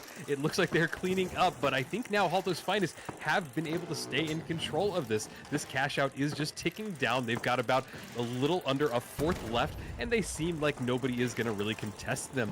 Normalize getting rezzed over there on the other side of the map, and yeah, Lamp is just having fun spinning up that minigun, waiting for the next person to fall into its barrage of bullets. But this cash out will be firmly theirs as the teams try and regroup and get ready for this next push. But right off the bat, there is Sloth just dealing a lot of damage to Brindy and Lamp. Now trying to find as their heavy is down. Brindy going very low as well, just a tickle of HP, but they're able to clean up the Blowers. Wild fight. Rendy with a nice 2-piece there, finishing it off for his team, firmly sitting behind Lamp and making sure that whenever Lamp goes down, he's there to back him up with the damage coming out of that minigun. As again, Brick looking at Vault 4. Looking to take this over towards likely Estate might be the place where they're looking, or they could head to C, see if they can force a double. Setting this up, they don't have a gateway on the point, but they're making sure that they're not going to get glitched. They can take this wherever they want. Busy grabs that vault, tosses it into the air. Lockbolt catches STN though, and he's going to go down in a matter of seconds, getting pushed on by Holthouse Finest. They've already finished off 1, looking for that second. Busy does take a commit, so it's now 2 versus 2, but they finish off Busy as well. Stu, the last one left on the team, and he's running with that cash box. He's going to plug it. So his team might even have the chance. Holthouse Finest want to run and get this steal before the rest of Bricked respawn. And against a 1 versus 3, it would be a heroic effort if Stu could actually hold this. He's not going to. He's just going to dip completely. It looks like he might run all the way over towards C, where the vault has not even been plugged yet. Blowers getting wiped as 4th-party cash box, finally getting a hold of this vault. But he's rezzing. He's not plugging. This is the rest of the team. They are going to be here. Stu might be able to prevent this plug, actually, because 4th-party cash box decided to go for the res instead of going for the plug. And now here. Brick is in the way. They're between them and the cash out. They have a chance to stop them. STN does go down, but Stewie right behind. No, goes down actually. Finishing off a second one as Cafaneo is right there behind him. It's all on Busy by himself, but that minigun only does so much when you don't have a team to back you up. Can he take anyone down? Finally, they're able to get around with the vault, though the plug is going out from 4th-party cash box. Bricked missing a step for this cash out and unable to take this away from 4th-party.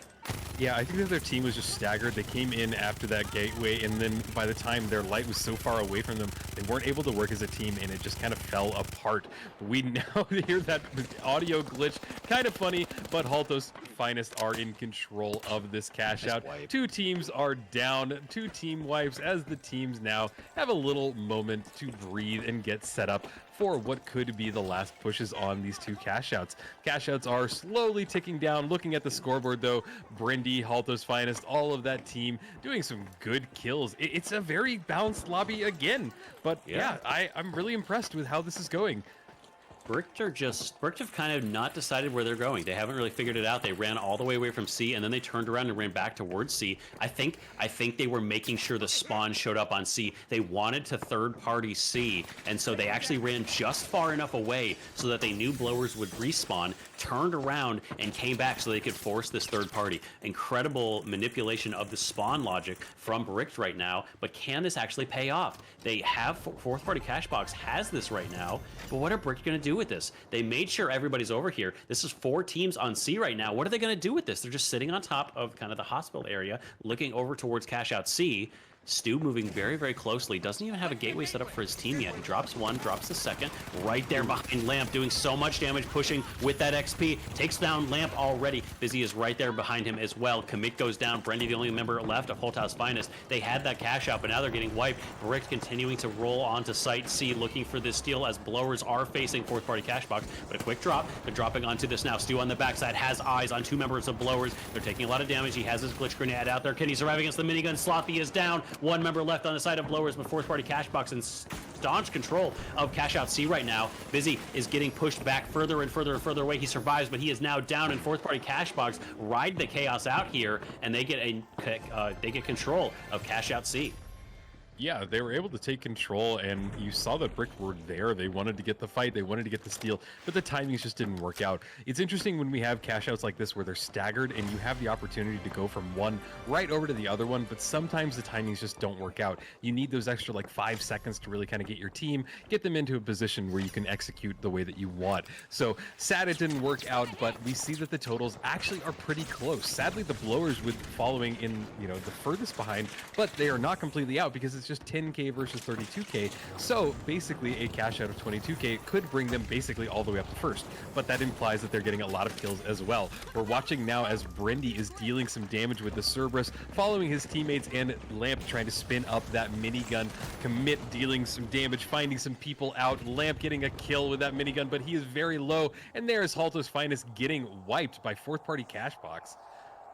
Only 14 seconds left in this map, but there's the plug last second on the other side of the map. The lower Bricked with the cash out start. They're gunning for first place. Holthouse Finest are going to have to come back and contest this, but blowers doing a lot of nice work there. Already taking out Stu, looking for these other 2 members. Can they get a steal here? Looking outside, Sloppy with that minigun, looking to set this up. There's a glitch, keeping that C4 from going off right now. Do they have enough time to get the steal? No, not quite enough. The point drops, but there's not a second drop, and he did not get dropped with that cash out, so firmly in control of blowers now as every team looks towards this point. But the jump in, STN finishes off Slothy very, very low there. STN goes down. Busy, the last remaining member of Bricked, has to get away a little bit. He's going to be able to get a revive. He drops down. Nice movement from him. Blowers only normalized left alive as well, but here comes Holthouse Finest looking to get a third party, but they're caught on the backside against fourth party Cashbox. The fight with the vault, they're looking to double that from fourth party Cashbox. 6 is here as well.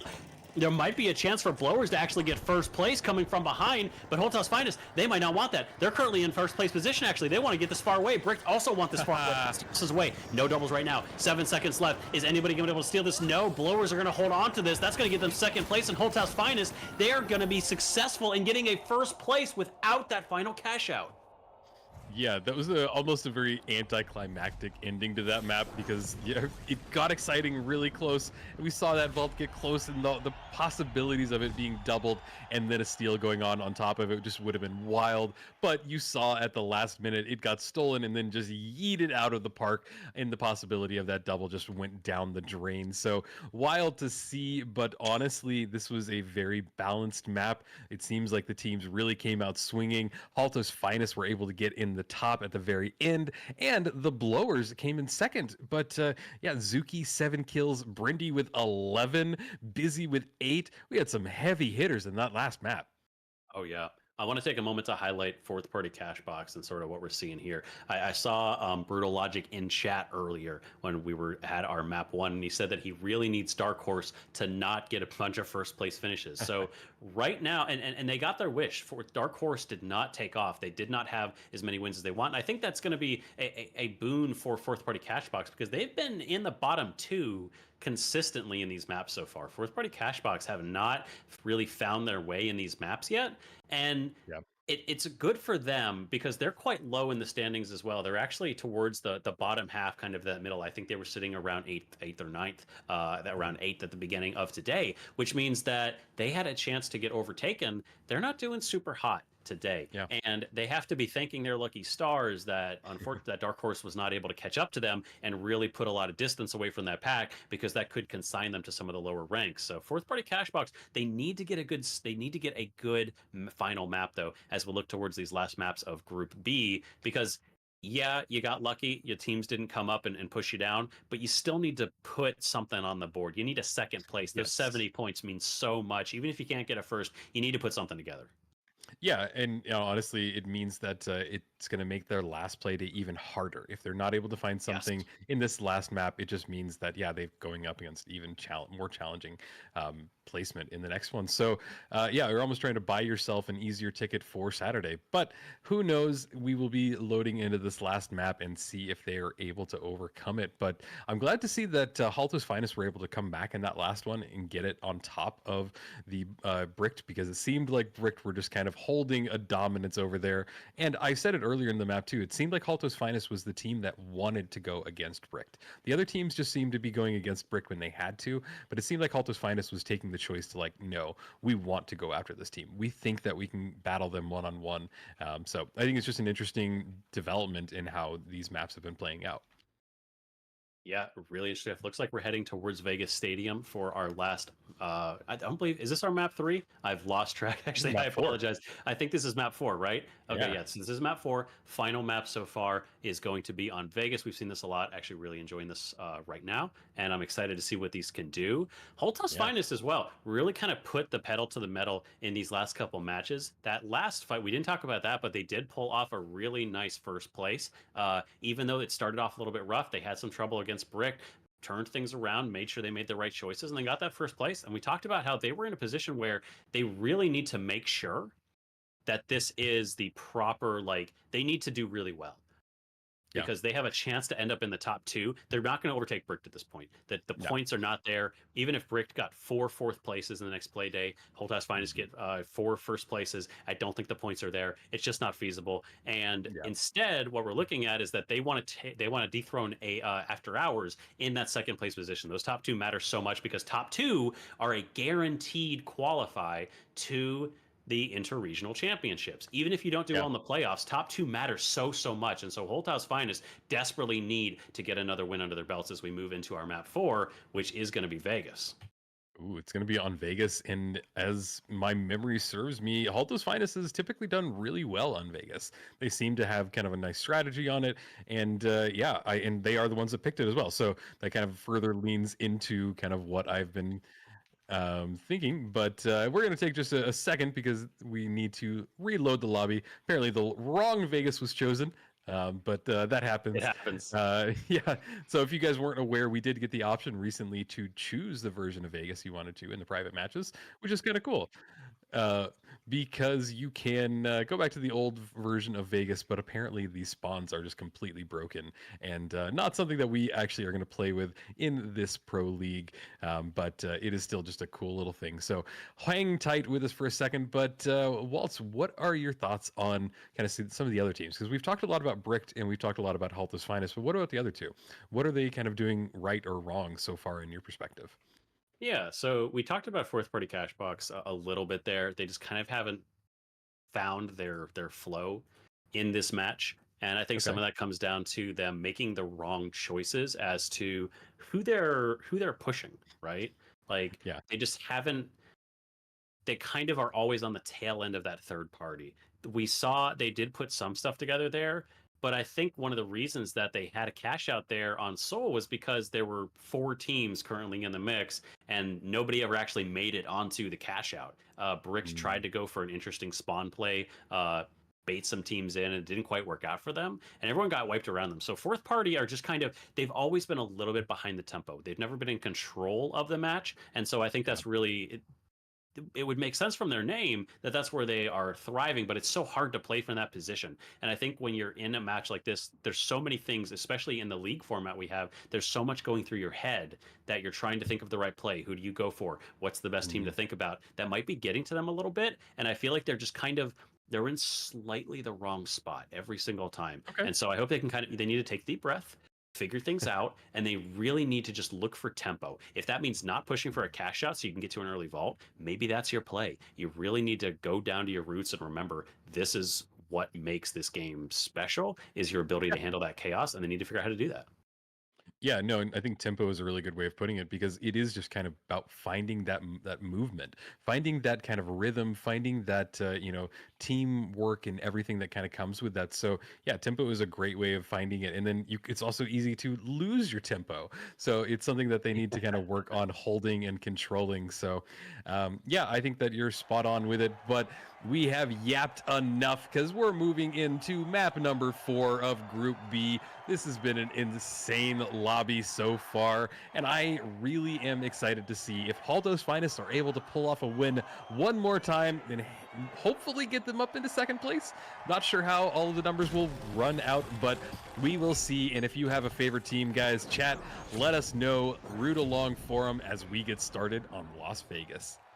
Map number 4 on Vegas is a classic. I have loved the kind of resurgence of Vegas with the remake. I've seen it so many more times than we ever used to see it, which is honestly delightful. Really glad that we get to see those teams showing, this map showing up more, because it is a fun map. I like the remake a lot.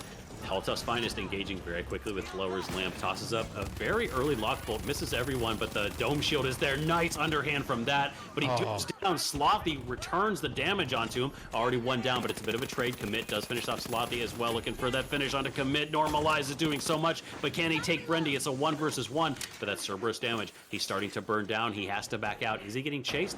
Not yet. There goes. Instead, Brendy looks to tap the vault, does get the revive onto Commit, so it's now 3 versus 1.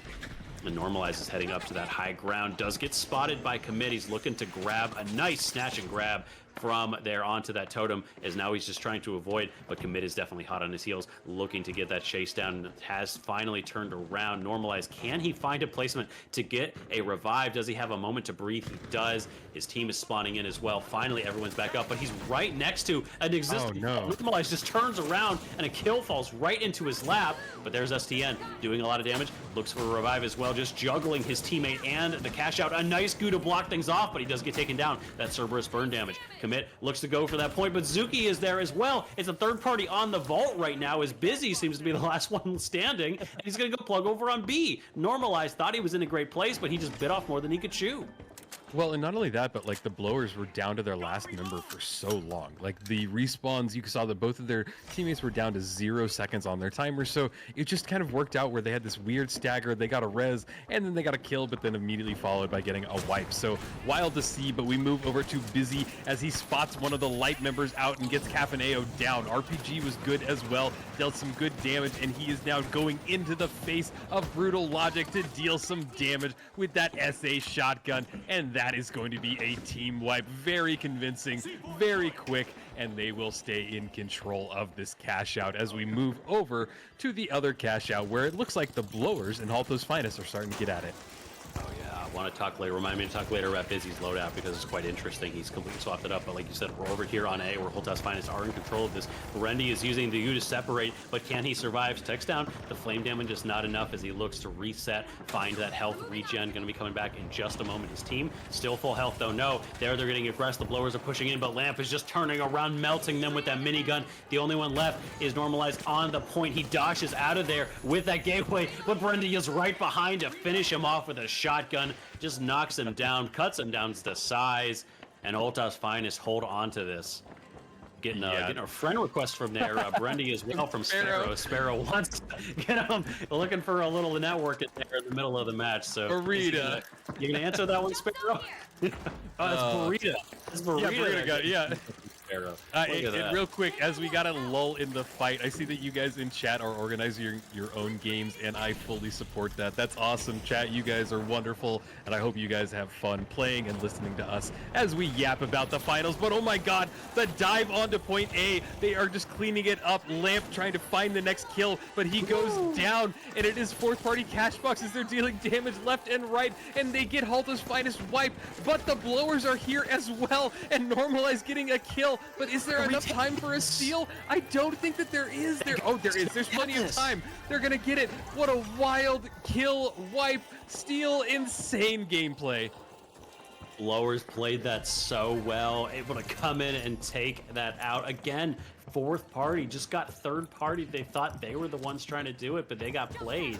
Still cannot find their footing. Blowers with a nice steal there. Good stuff from them.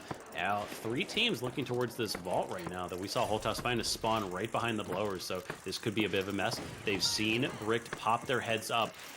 Slothy doesn't want to broach that zip line yet, though. With that minigun, if he drops down, he could find himself looking right into the barrel of Busy's SA-12, who has swapped. We saw Busy use that lock bolt and that minigun. He switched back to the SA-12 RPG.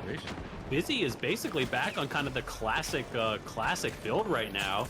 SDN gets that revive back onto his heavy. Looks for that wipe as well. The Blowers unable to do anything. They're going to get cleaned up in a matter of seconds. And yeah, if we take a look over at Busy real quick from production, we can see, again, he's gone right back to kind of the mainstay of what we saw in seasons 1 through 4 for the heavies, SA-12, C4, RPG, and Dome Shield, which is kind of interesting. Why do you think that is, Waltz? Why would he choose that on Vegas? I think... Honestly, I think he's just trying something out. They're set. They know they're in first place. I think he wants to see how strong SA-12 feels against minigun. He's been running minigun for so long. This is the time. This is where Brick can experiment a little bit. They know they're in a solid point. They know they have domination right now. He knows the SA-12 is still strong, but how strong is it? This is a testing time for him. Yeah, and what is his kills right now? Because I think he's actually been doing pretty well with it. Yeah, look at that. So he is getting 3 kills, 6 assists, and yeah, that's actually a good spot for him to be in right now. But we move over, and Cash Out D is being pushed by, looks like the Blowers, and maybe even with how close these cash outs are, we might see the teams kind of dive on top of each other. But STN trying to chase their heavy. He does get Slothy down with a very convincing shot and chases it up. Can they follow it up and continue to get these kills? STN looking for his next victim. D-Mats through the floor. D-Mats again. He's going for it as Busy goes down right in front of him. Perfect opportunity for him to get a res off. They don't seem bothered. They don't seem worried. They seem like they're having a wonderful time over here at Cash Out D, as nobody else really wants to fight them at this moment.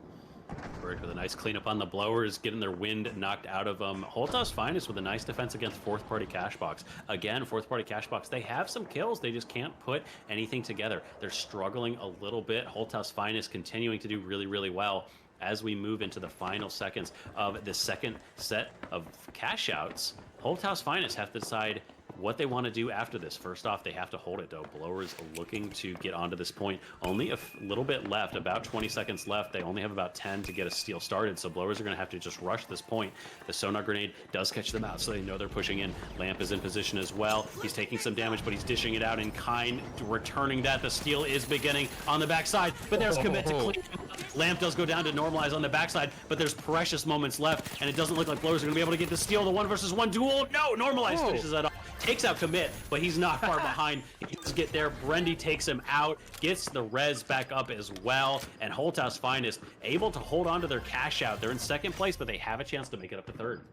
Yeah, I love it when you see like a kill go from they get one teammate and then that person gets wiped and then the follow up by their other teammate gets the kill. It's just a fun little like one after another, and finally whoever has the strongest team or the team with the most health ends up kind of walking away from it. But it's just really funny to see in the finals. But there it is. There is Vault 3 or Vault 5 that has been tapped by Holthouse Finest, giving them another extra 1K. But they are about what is that, 9,000 less than the Bricked at the top. So there is the opportunity for them to get into first. And we mentioned it before, this is the map that they need to get first in. So if they get this plug, it will really help them as they make their way over there. But it seems fourth party Cashbox is in control and Bricked is in control of the other one. It seems like Halto's Finest is trying to intercept. They do spot them out. I saw some damage going down, but can they bob and weave their way out? A Lockbolt has gone down, breaking Brutal logic from his teammates as they get a little bit split out. There is Busy as he just gets spotted out in the middle. What is this Brutal? He is just spotting people left and right and dealing some long range damage with that M60. This is just getting insane. Oh, and an interesting choice here from fourth party. They are actually deciding to split this. I thought they were going to go for a double. This gives them at best third, maybe fourth, but they're just going to lose control of this now. There are three teams here taking out Brendy. Brendy is down. That's going to be our trade, though. Cafaneo is taking out Lamp on the backside. One each up for the sides of Holthouse Finest and fourth party Cashbox, but Brick get a steal. All three of Brick is here, and that revive, he's just taken out. I'm not sure if Brutal Logic disconnected or what happened there, but he just got eliminated. Cafaneo, that revive was for absolutely nothing as fourth party Cashbox. They're on the back foot now. If they'd gone for a double, they could have had a chance to maybe get a steal. They could have been in control, but they decided to back out, and now Bricked are just in full control. Holthouse Finest need a steal, and they need Brick to go down. Holthouse Finest making their way over to the other side of the map. They need to take down Blowers. That fight is for second, maybe first, if fourth party Cashbox can do something, but right now all they can do is handle this Cashbox. They're in front of Commit, dashing around. Looks like he might go for a glitch. There's the glitch to get rid of that C4. He's holding on this point, but the C4 goes out anyways. The glitch does not last long enough, trying to do some damage. He does have a lot of damage there, and the dome is there from Limp to back him up. Turns around the corner, already one down. Second one down as well. Signal's there, fourth party Cashbox here to go ahead and just ruin every single person's day. Signal pumping out damage with that Cerberus. One down, two down, three down. There's still a couple members left. There's still a little bit going on, but can they get the steal? They have precious seconds left. They're going to be able to take this fourth party Cashbox, finally getting something, and it's just enough. They're going to be in second place. Oh no, that's so heartbreaking for Halto's Finest. They had it, they were in control, and then they just fumbled at the 1 yard line. Just wild. It's sad, but hey, fourth party Cashbox came in there, got the steal, and yeah, were able to convincingly get it right at the very end. But that was a very convincing, insane lineup. We see that Bricked came out on top again, but they seem to be just the strongest team right now. Yeah, really. Again, like you said, just especially in this lobby against Holthouse Finest, who are still in that top three. Brick are just a level above. They just understand cash out to a better extent than these other matches. And there's a lot of talk about sort of the randomness of cash out and griefing and that sort of idea of focusing certain teams. And I think what we've seen from Bricked and to an extent Aimers Red on the EU side of things, some of these top teams, if you're playing well and you have tempo in the match, you can mitigate that. For the lower teams, and that is obviously that is a lot of the concern, right? Is if you're not that top team in the lobby, you're kind of at the whims of these really, really good teams. But I think what we're seeing over that crazy number of games that these teams have played is that you can manage this. There is a manageable nature to the chaos of cash out. Bricked have proven that over the past 4 weeks. And there's still 3v3s. There's a whole playoff series. You're going to earn points for that. There's teams that if they just aren't good at this side of things, they have a chance to prove that they're really good at the 3v3s. But we've seen that there are teams that are just incredible at this format as well. Yeah, and that is going to be the kind of thing to follow is, can they follow it up? Have they just figured out this format, or have they figured out the 3v3? And I love that we get to explore both sides of it. Do we get to see, the teams as they rise to the top and make their way? And even if they are in the bottom tier, it doesn't mean that they don't go on to the 3v3 format. All of these teams will make it on. They will have the opportunity to kind of battle it out in both ways. So yeah, I am curious to see. I kind of have the feeling that they will have mastered the 3v3 format, but it has been a while since I've really even seen Bricked play like that. Probably isn't. Did we even see them in the qualifiers, or were they one of the invited teams? Bricked were a qualifying team. They were not invited. And like I mentioned in the video that we put up on the Vault channel for the podcast that Rio and I host, where we actually break down a lot of the Pro League and all the other events. So check out the Vault on YouTube if you want. But I put up a video where I was talking about the roster shakeup, and one of the interesting things is that on the EU side, in the top five, 3 of the top 5 teams in the EU side were the invited teams. So the invited teams were there. Yeah. But on NA, 4 of the top 5 teams in NA right now are the qualified teams. They were not invited. So clearly there is depth to this region that we just haven't seen enough tournaments. They have not stuck together. And we're seeing these players show up now with teams now that they have the chance to play a lot of games. And it is absolutely paying off for them. So, of course, we still have one more group to get to, guys. So we're going to get to that in just a moment. We're getting our team set up. So we're going to grab a real quick break. But we'll be right back to finish off yet another incredible day of games in just a minute. Welcome to the Finals Pro League. This is the seasonal battleground where teams fight for dominance, bragging rights, and the ultimate title of regional and world champion. Season 1 kicks off with 2 qualifiers where only the strongest make it through. 3 teams from each qualifier will advance to the regular season. But getting there won't be easy. The format? A modified Swiss bracket. If you lose twice, you're out. Win 4 games and you punch your ticket to the league. Simple, brutal, competitive. In the regular season, the best 12 teams in each region battle it out over 2 intense splits, each lasting 2 weeks. Every split has 4 playdays, where teams are shuffled into fresh groups of 4. And if your squad isn't clicking, no worries. There's a short roster change window between splits. The format? Cash out. Placement and eliminations earn points, stacking up to determine playoff seeding. Only the top 2 teams in each region secure an automatic spot in the championship series, so every match matters. Out of the regular season and into the regular playoffs. The top 8 teams from the regular season start in the upper bracket, while the bottom 4 teams wait in the lower bracket, hungry to fight their way up. The format here is final round 3v3. Lower bracket is best of 1s until the semifinals, where it's best of 3. The upper bracket is best of 3s until the finals, which are a best of 7 showdown. Every playoff match earns teams points towards their season total, affecting their seeding for the grand finale, the championship series. 12 teams, 2 regions, 1 trophy. Welcome to the championship series. With an initial $500 prize pool and growing, this 2-day event will see the top 12 teams from both regions pitted against one another for the title of world champion. The top 2 teams from each region get a free pass to round 2. Every match is best of 3 until the upper bracket finals go to best of 5, and the grand finals, best of 7. Only 1 team will stand at the top when the dust settles. We'll see you in the arena where we'll find out who can reach the finals.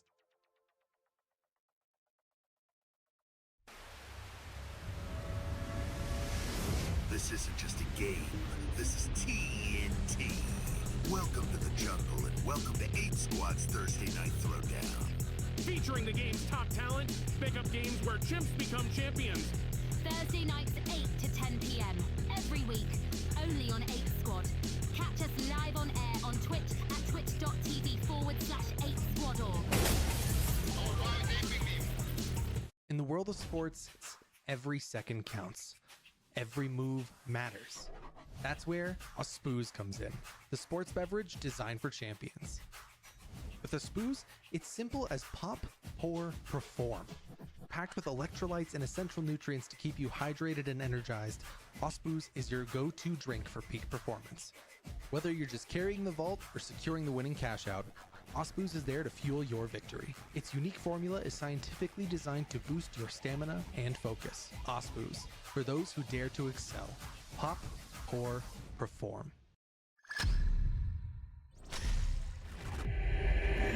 It's showtime!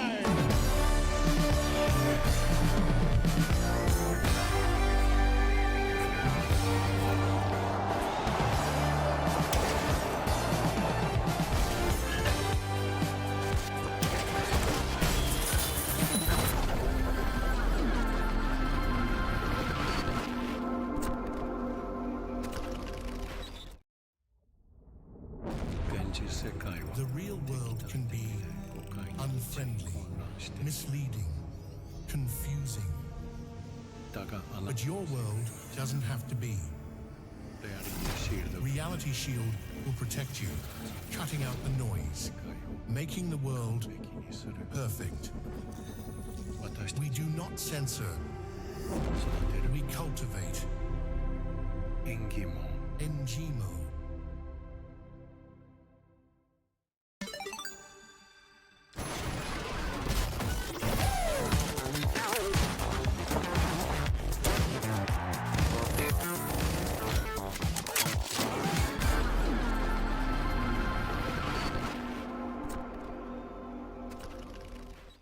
That strange thought you just had, where did it come from? And was it even yours? Our new Series 2000 effectively suppresses third-party influence and eccentricity, outperforming our competitors within the standard deviation of conformity. With the Series 2000, your mind stays in control. Via, we as one. The life giver. The sun, always on. The source of everything that is good. But can it be trusted? Holtau's Sun Insurance will have you covered if the unimaginable happens and the light goes out. Holtau, brighter than ever.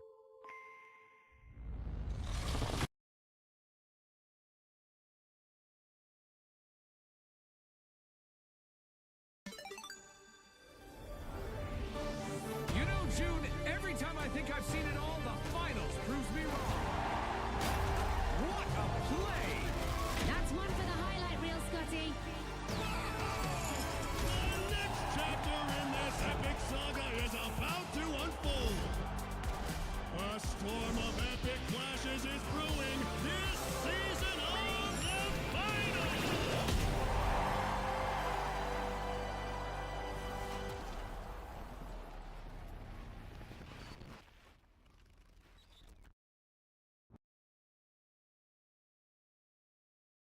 Give him a hot minute.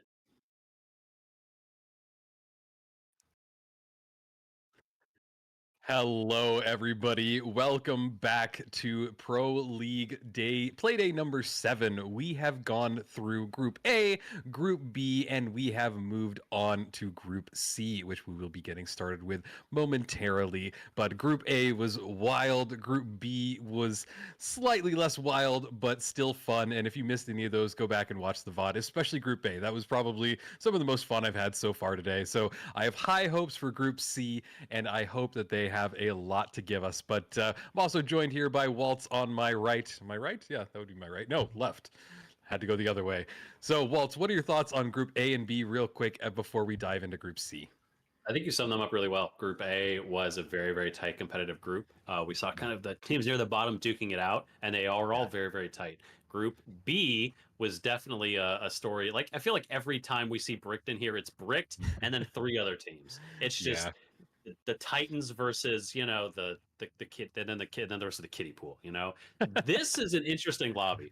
Yeah. Group C is interesting to me because as we kind of look at our standings a little bit, as we kind of set this up, we are going to get into our matches very soon. Actually, we're into the map one. We're getting into it now. So I'm going to sum this up really quick. After Hours and Team Dip both have a chance to make it to second. After Hours are a lot closer. Dip have to really overperform here if they're firing on all cylinders. They've been struggling. Llama really has to perform with that hammer right now. He has to pull it together. Scallywags are a team I really want to see if they can perform. They had that shake-up mid-split, and they've changed a lot of their members around, so they have a chance to really impress us and find their way out of those bottom 4, which would be huge for them, as Llama, pushing towards that vault, is going to tap it. His team is already on the back end, taking out members of After Hours. Matt is going to go down, and Llama is there to back the rest of his team up. Uni on the right side, deadly from that long range, but if Llama gets on top of him, it's all over. The follow camera works so well for these melee users, as Uni does get caught out. Spawns with another kill. He's on fire right now, and that is going to be 2 down. In the same place he looks like he was going for the totem, is that they are still running it. They are. After Hours are still going. I thought Uni was down it with his lasagna. After Hours have decided medium light is the way they want to play. Nobody else running this, but they've been trying it out, and I think it's really interesting. We've seen them doing something different that nobody else is doing, and but right now it's not working out for him. Llama going to go ahead and help his team. They're going to get that plug. Yeah, Llama dealing some damage to the arena. And yeah, Walt, you're right. A light, medium, medium is going to be a very interesting combo in this arena Double today. light, yeah. But they are getting started. Ooh, great goo from Llama, almost perfectly timed. Stops the advance from AHS, and they need to find another way to get in there. If I were them, I would go around and try and drop it, but they've decided to go around to the other side of the stairwell. Goo going off again from Llama, blocking it off. He's just trying to stall and buy as much time. Dome shield going down as well, and smoke grenades. This is great because it buys them just a little bit more protection and hopefully lulls them into the hammer of Llama. We want to see a bonk. I'm sure you do in chat as well. And that first bonk might be here. He gets a winch claw out, but they're able to pull right off of that, dashing away and getting out of the grip of Llama. Llama now holds the RPG in hand, gets it off on Lasagna, dealing him down to just 2 bars. Lasagna going down with the help of his teammate. They are trying to spot out the next 2 people. They are all pretty low, though. It is all down to Llama. He is the last person remaining. He is getting health regen back on his team, but the team is just going down. He's now going for a res. This is a really smart play. Yeah, Uni just pulled off a 1 versus 3. He got 2 kills, and now it's back to a 2 versus 2. Mad is back up. Llama looking for that 3rd revive. Can Mad get his teammate up? No. Instead, he's going to drop that goo, look for a steal. On the backside, Uni is battling 1 versus 1 as they're jockeying around the point right now on A. Still 3 versus 2. Llama did get that revive, but the last member, Mad, is about to respawn. So now both teams at full members. Uni is on top, dueling with the enemy. He's doing some damage, but Llama, a little separated from the rest of his team, has to go catch up. Nobody's still dead yet. Everyone in their survive. No! RPG to the face. Uni is down. Precious seconds ticking away. After Hours have not found their way in. Nice play from Llama with the 2nd kill. The goo providing the angles. He's able to jump in. Lasagna can do nothing by himself. And Team Di going to start this off with a commanding first point. The fight lasted so long. This double light strategy coming up from After Hours does give them a lot of mobility. It gives them a lot of survival, but at the end of the day, it just doesn't have the health pool to deal with that sledge heavy, and they're going to go down Team Di with a nice first place right now. Yeah, first place. They have a lot of kills to their name as well with 15k in cash. So they got the cash out and they got the kills. We're watching Spawns now as he got a nice little kill there as well. Going towards the next vault, dashing away. We have had an observation that it really seems like a lot of the NA players, the lights are using dash. Very few of them use invis. On the opposite side of it, on the EU side, more people are using invis. So just a quick little fun observation that we have noticed through all the games. But there is Spawns throwing the second part of the gateway. It will bring the vault all the way over to this cash out along with his teammates as they come through. They will be able to get this cash out started, add more cash to their total, and get set up. I'm curious if this is the team that people want to avoid because they seem quite strong, especially with that hammer. Yeah, it is so hard. It's, again, I've said this so many times, but playing against that hammer, it changes how you play the game. People do not know how to deal with somebody, a heavy moving the way that Llama moves. And if you watch as he approaches these points, he plays almost like a light plays. He looks for those drops, he looks for those angles, and looks for the surprise. With that hammer, you do so much damage. As, again, this mirror matchup, After Hours, pushing towards the same players. Now they have the high ground, a little bit of damage there. Lasagna almost is off the edge of the map, barely saves himself. And now he's getting pushed out from Spawns. Can he take him out? Winning this battle, dashing around, half health. He has a high ground, but that doesn't matter when you're dealing with Spawns. 2 down now from the other side. Actually, Spawns is the last member left of his team as After Hours cleaning up on the backside. So now it's Spawns 1 versus 2. There's Spawns surviving on 7 HP, trying to get away, trying to get a revive. Can he survive? But he's getting pushed so aggressively. Uni's going to finish that off. A team wipe on Di. They are no longer in control of this point in After Hours with that double light on, especially on these exposed high grounds. Surprised to see. Yeah, that was a great chase by Uni. I thought he was going to get away from it, but this is the person you don't want to be chased from, and that is Uni. They are now in control of it. They showed that Team Di, they can show up and absolutely destroy them. Team Di has now respawned as we move over to the other side of the map where the Ape Squad tried to make their push, but sadly it did not work out for them. As we see the Scallywags are now set up in this corner. They've got maybe about 10 to 15 seconds left on that cash out. It is rushing. running down, and I didn't think that they would make a push for it, but Team Dit wants to go for it. They dive on top. We see Gremlin spotting out spawns. It is not working out well for them because the steal had to be pulled off. They are dying off of it, but it seems like the Scallywags are retaining control of it. They have bought themselves plenty of time, and Gremlin gets the final kill on top of Team Dit. And that is a, wild, good control, good maintaining. Yeah, everything about that was really well done. I'm impressed. Yeah, Belize with the double there. Nice play from them. Like you said, they were kind of rushing in, and it's hard with those final pushes. Obviously, Team Dick kind of on the back foot. But a nice play from them, a good hold from the Scallywags. And Scallywags, despite being by far the lowest team in score in this lobby, again, that shakeup that we had, that split change, they've been doing really, really well these last couple play days. They may be looking to have a run and actually get to an upper bracket in these playoffs. That would be huge for them. As Gremlin looking to get a pick, has spotted Lasagna on the backside. Amazing movement from him, knowing exactly where that player was going to be. Wallio finishing up Matt on the backside after hours, taking a very quick loss. They need to find a way to turn this around because we already said they have a chance to be in the top two. That second spot position, first is pretty much locked down by Brick, but second guarantees you a slot in that inter-regional championships that are like local major here at the end of this pro league, and that matters so much. So they have to turn things around. This double light is just, it's working for them, but it's not working as well as I think they wanted to. Yeah, no, I think you're right. They took a chance, and it's not really working for them just yet. But I'm curious to see if they change it up in the next map. We do have a lot of opportunities. But we move over to spawns as Team Dit is in control of this cash out. They have all of the time in the world. They're having some fun with dematting the ceiling and maybe moving that cash out to a little bit more of an open spot. So this will be a good spot for them to be in. But we should point out that both of these cash outs are very close to each other. I think it's about 70 meters away in total. So by the time that cash out A finishes, we will most likely see the Ape squad, unless they get wiped in some fashion, come over to cash out B. It will be for sure that whatever team is in control wants to bring it over there and get both cash outs. We're now seeing as the Scallywags make their advance, they throw some sonar grenades, but the Ape squad is kind of grouped up like a bunch of apes in a corner. They are waiting and ready to dive on this point to stop any steal that's going off. And I think that we have now moved over to the other side of the map where Team Dit is getting pushed by Uni and his team. He gets spotted out, but there's the M11, can't deal enough damage as Spawns gets the final kill on him. This will be really impactful as they need to move in there. Llama is pretty low as well, but Spawn's now getting the health back up. Bobo down, but Llama now getting the healing back up. We see the thermal vision and the smoke going off. Don't see that a lot, but that is a great play. Glitch grenade going off as well. Trying to stop the steal, but I'm not sure he can do it. They are grabbing it, and it looks like they might be in control of this, but there is Uni. He is good at keeping distance between everybody else. Goose going off, Bobo down in that fight. It is all down to just Llama, and they are in control of this cash out, but can they maintain it with just Llama? Spawns has spawned back in. He's trying to swing left and right. He winch glosses out, throws some goo, but he goes down in it. I don't think they're going to be able to get in there to stop it. We see them running in there. He stopped it. Are you kidding? They get wiped, but he stopped it.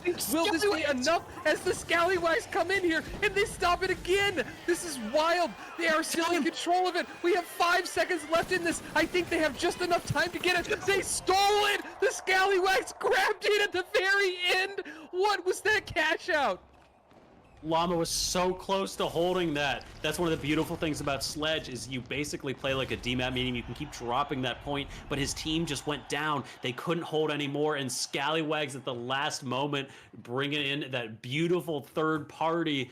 I thought it was going to be held. Team Dit were so close, but Scallywags are on top in this match. It doesn't matter who they were going against. After hours with a 4th place. Beautiful stuff from Scallywags. Every one of them putting up crazy numbers there. 5, 5, and 6 on the kills, 4, 4, and 3,000 on the combat score, respectively. The only team even coming close was Spawns with 7 kills there. So really, really good stuff from them. That was crazy. There were a lot of on that one, man. Yeah, that last minute was just insanity, and I loved it. I'm so happy that the Scallywags were able to get in there, get the steal. I thought that Team DIT was going to get a lucky, like, last second save because Oh, everybody so kept close. diving in there. But hey, that's just how it works out sometimes. And I want to look at it as we were looking at the scoreboard too. These teams seem really well balanced. I feel like in group A and group C right now, these seem really balanced in the entire lobby. So I'm already getting excited because this is starting to feel like a repeat of group A. And as I said earlier, that was so much fun. So this was a fun map. Everybody seemed to really be bringing it, and just the utter chaos. You can't distract from that because that was just fun. Oh yeah, no, that was crazy stuff. I'm really, really, really intrigued as we look towards our next map. Are After Hours going to keep their medium light? Uh, it hasn't worked yet. And when I say I it would, hasn't, I mean like they've been close. Like, and I think it's yeah. like you can say like Lasagna is a very good medium. I'm surprised Mhm. he's not on medium. I don't know if they just don't have a heavy player. We've seen we've seen Mad play heavy. I mean, Mad's a Yeah. great heavy. I don't know why he's not on heavy. They clearly think that this is good. They clearly want to try this. And Lasagna is a little bit of a scientist. The guy was the one who brought gas into the meta. Yes. Won the entire Jungle Gem event on gas mines, which we'd never seen Mhm. played before, which is incredible stuff from him. So I think for me, it's like, are they just trying this? I mean, Uni is obviously a god tier light, you know. Like, Mhm. I was really loves. I wish we'd got that. I wish they'd been alive more because I would have loved to see him running that M11, a classic Yeah. from back in the day. He was the only one running the M11. Had such godly recoil control. People were like, "Is this guy cheating?" Until he proved that Oh, I no, know. he's just he's just goaded at the Yep. weapon. And so it makes sense to me that they'd sit and they try to make a medium light work, and they're clearly not in danger of dropping down. Like they want second place, Mhm. but also they are guaranteed upper bracket. There's no way they're dropping down, so maybe that's why they're sticking with this. But Mhm. it feel like I guess if you're going to experiment anytime, now's the time, right? Yeah, definitely. I mean, you have one more play day before things get locked in, and yeah, experimenting is what we've seen. We saw it happening from Bricked, so it's cool to see maybe some other teams playing around and experimenting as well. But we are getting loaded into this next map. First one was insane. I bet you this next one will be as well as we load into Skyway Stadium. This is a very fun map, and I think it'll be a great use of it. But there is Uni running the tracking dart. That's something you don't see a lot. I'm curious if he can get something off, but there's Gremlin already going down. Their light player is deleted right away. Wally trying to stay up in this fight, trying to spot anybody out with that Cerberus, but now going to the cover of that building. Sadly, he goes down as well, and the Scallywags are not looking good as there's a team wipe right off the bat. Yeah, quickly wiped out from them. And you pointed out that tracking dart. Here's my question, right? So again, we've seen people run things and we've been like, is this a meme? Are they just kind of doing that? Like we've seen people run the double barrel. We've seen people run the 93R. Busy when he pulled out the minigun. We thought it was a meme at first, but he kept running it. Is Uni actually running tracking dart, or does he just want to show off that Ruby tracking dart? You know, that's such an exclusive gadget. That might be a nice snipe from Hashi as we come into this other fight. Looks for that defib, misses the defib because there was a jump pad. It isn't the second time. He got hit it eventually. Third time's the charm. He's not going to do this. He's going to jump in, try to melt Llama. Does take out Llama, but he goes down to splits on the backside. A nice kill from him. Unfortunately, couldn't get that fib off again and again. He was so close. Look on the other side. After Hours are still holding onto this point as they're being pushed by Scallywag. Scallywag's looking to get some revenge here. Wally drops down, chasing very hard, but runs out of DMAT charges. Can't quite get onto him. Both, only Universe Slayer is left up on the side of After Hours, so he's going to get away. His team is spawning in, but Scallywag successfully pushing After Hours off of this point, and now this is a very defensible position with two lights. It's a little bit hard to get on top of this SA-12 player that Belize is right now going to be able to hold very closely, especially against these lights. Even with the nerfs lately, the SA-12 is still a very strong weapon. But After Hours now trying to find their way in. They're playing very closely. They've spotted them. After Hours pushing onto this point. Medium and light playing very close together, but Wally's getting melted very, very quickly. Matt and Uni, both two getting very quick kills. Only one left. Belize is the hero that the Scallywags need. Can he hold on against two? Against three now. They've gotten a respawn, so it's 1 versus 3. Belize has to do something right now. He's getting aggressed by 2 members. He's very low. Only a couple bars left on him. Lasagna looking to finish him off, and he does. Lasagna switched back to a medium. It's now double medium light on the side of After Hours.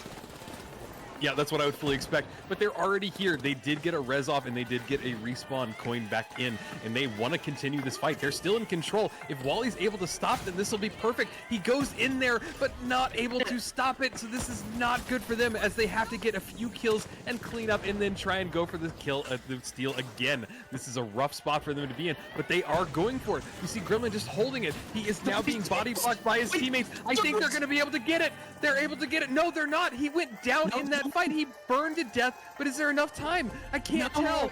No, that's heartbreaking to see.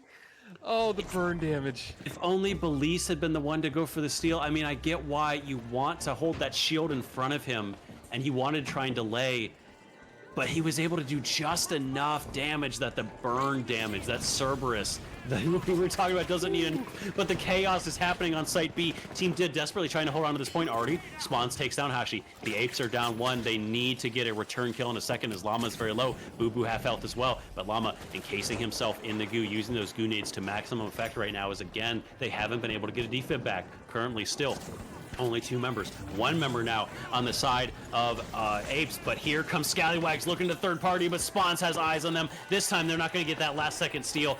Cash out, still ticking down. A couple seconds left. They can steal if they start it right now, but everyone's run away. They know that this one is firmly in the hands of Team D as the fight is starting to expand a little bit further out. Apes now at full strength, but it doesn't really matter. Yeah, they have respawned. They need to get their footing. They seem to be struggling just a little bit, but we move over to Uni's perspective. Tracking darts still in hand, showing off that fancy skin that I would bet maybe 100 people in the entire game have. And yeah, doing some good movement. Sometimes those stairs can be a little tricky, but there it is, dashing around, dart in hand, trying to find somebody. I really want to see him track somebody with this dart. He has it in Ruby skin, so somebody, he obviously used it, but there he goes. His teammates have died around him, and it is not looking good for Uni, as he has to survive and get a kill here on one of the Team Dip members as they just swarm on top of him, and sadly he can't do anything in a 1v3 situation like that. Heartbreaking, but they will have enough time to reset and go for it again. And this is the Team Did that I wanted to see show up. This is the performance they need to put on. Not a ton of kills from Llama, but again, talking about kind of that aura, playing against that sludge player, it changes how you play the game. You do not want to get on top of them, and so it's giving Spawns and Boo Boo the range they need, the space they need to work with. They're getting pushed, but are on the other side. The real fight is happening over at C right now as Scallywags already taken out Spawns. 1 member down as they're going for a steal. Can this be prevented? What will revive? Back up from Team Death. They now have all 3 back, but this steal is going out. There's no defense left as it did get witched away from their C4, so Llama and team now have to re-aggress. They have to get a steal back. Can they do so as Scallywags are setting up quite far behind, actually? They're actually quite far away from this point now. I feel like if they go for a steal, they might not be able to actually do anything here. It's going to be really hard. A glitch grenade goes down, making that C4 useless. Looks like the C4 may be going off a second. Did they even put C4 there? There's a DMAT, drop down, but Rippy might pay for his life with it. He drops down, he actually survives. Still on some HP, but Gremlin on the backside is going to go down. Only 2 members left for Scallywags as all 3 are there for Dit. Llama looking for his next victim, and there's the steal. Started by Boo Boo. C4 doesn't really do anything, drops it down. He hasn't been knocked off yet, but D-Man again, dragging him down. Lasagna takes out Wally on the backside. Scallywags almost completely melted. 3 teams on this point right now is still Team Dit at full strength, looking to start a steal eventually. Boo Boo once again is going to sit on this point. He's going to hold this down. Can his team defend him this time? It hasn't worked the previous 2 times, but he has enough hold this time. He's waiting. He's so close. Can he get this steal? Yes. They finally got it. Llama finishing off Gremlin as well. Belize dies to the flames and Scallywags is down. But can this be contested by anybody else? They are backed out after hours, are no longer aggressing. Team Dis successfully getting that reverse steal. They now have this point back as everyone's looking over towards the side of Ape Squad. They only have a few seconds left. Can they hold on to this? But Lasagna is pushing in very aggressively. Nobody dead yet, but Uni does go back on the backside. Oh, the fire! The C4 with the barrel! It's so close to taking Lasagna down. He is going to go down in just a second as well. Apes setting up their defense so nicely that they were able to just use all of the tools they had, the gadgets. They barely had to fire a weapon. Yeah, that was a great performance from honestly both teams as they held the cash outs. We saw the team DIT had that amazing steal after they cleaned everybody up, and then the Ape squads finally getting into the swing of things and dealing some good damage. And yeah, that was a really good setup for them and the after they got the steal. Now we move over to BMO living up to his name as he beams spawns out of the air, trying to spot another person out from Team DIT as they hop around with the vault. Are we seeing both vaults being brought over to the same spot? I'm not really sure just yet, but there it is. No, there's only one vault. I don't know what I was seeing. I'm seeing things. It's been a long day, but this is continuing, and the battle is not stopping here. BMO staying alive, dipping in and out between those electrical boxes, trying to find the next person in between the crosshairs of his XP. Bounces directly off of that bounce pad, getting a little bit away from the fight and trying to spot out the next person as he waits for his health to regrow. It is now back up, and Ricky getting healed back as well, but they don't have control over the actual point itself. They have control of the cash out, but you see that the Scallywags are in firm control over this rooftop. They're having to jump in there, and the Ape squads are getting in the battle of it, and this is really just a back and forth between Scallywags and Ape squads. We're seeing if anybody can survive. Goo going down, blocking the chase, but there goes Rippy, and finally it will almost be a wipe, and this will be the opportunity for Belize to get in there and steal, but the Goo has blocked them just a little bit. This does buy them just a little bit more time, and it really helps them if they're able to get in there and now hold it and steal. They decide to pull off, but I'm not sure. There's the dome shield. Now they're going for it one more time. Belize sticking it, pulling it off again. Everybody is here. They demat it down. They drop the cash out. This is just madness, Waltz. Nice pick.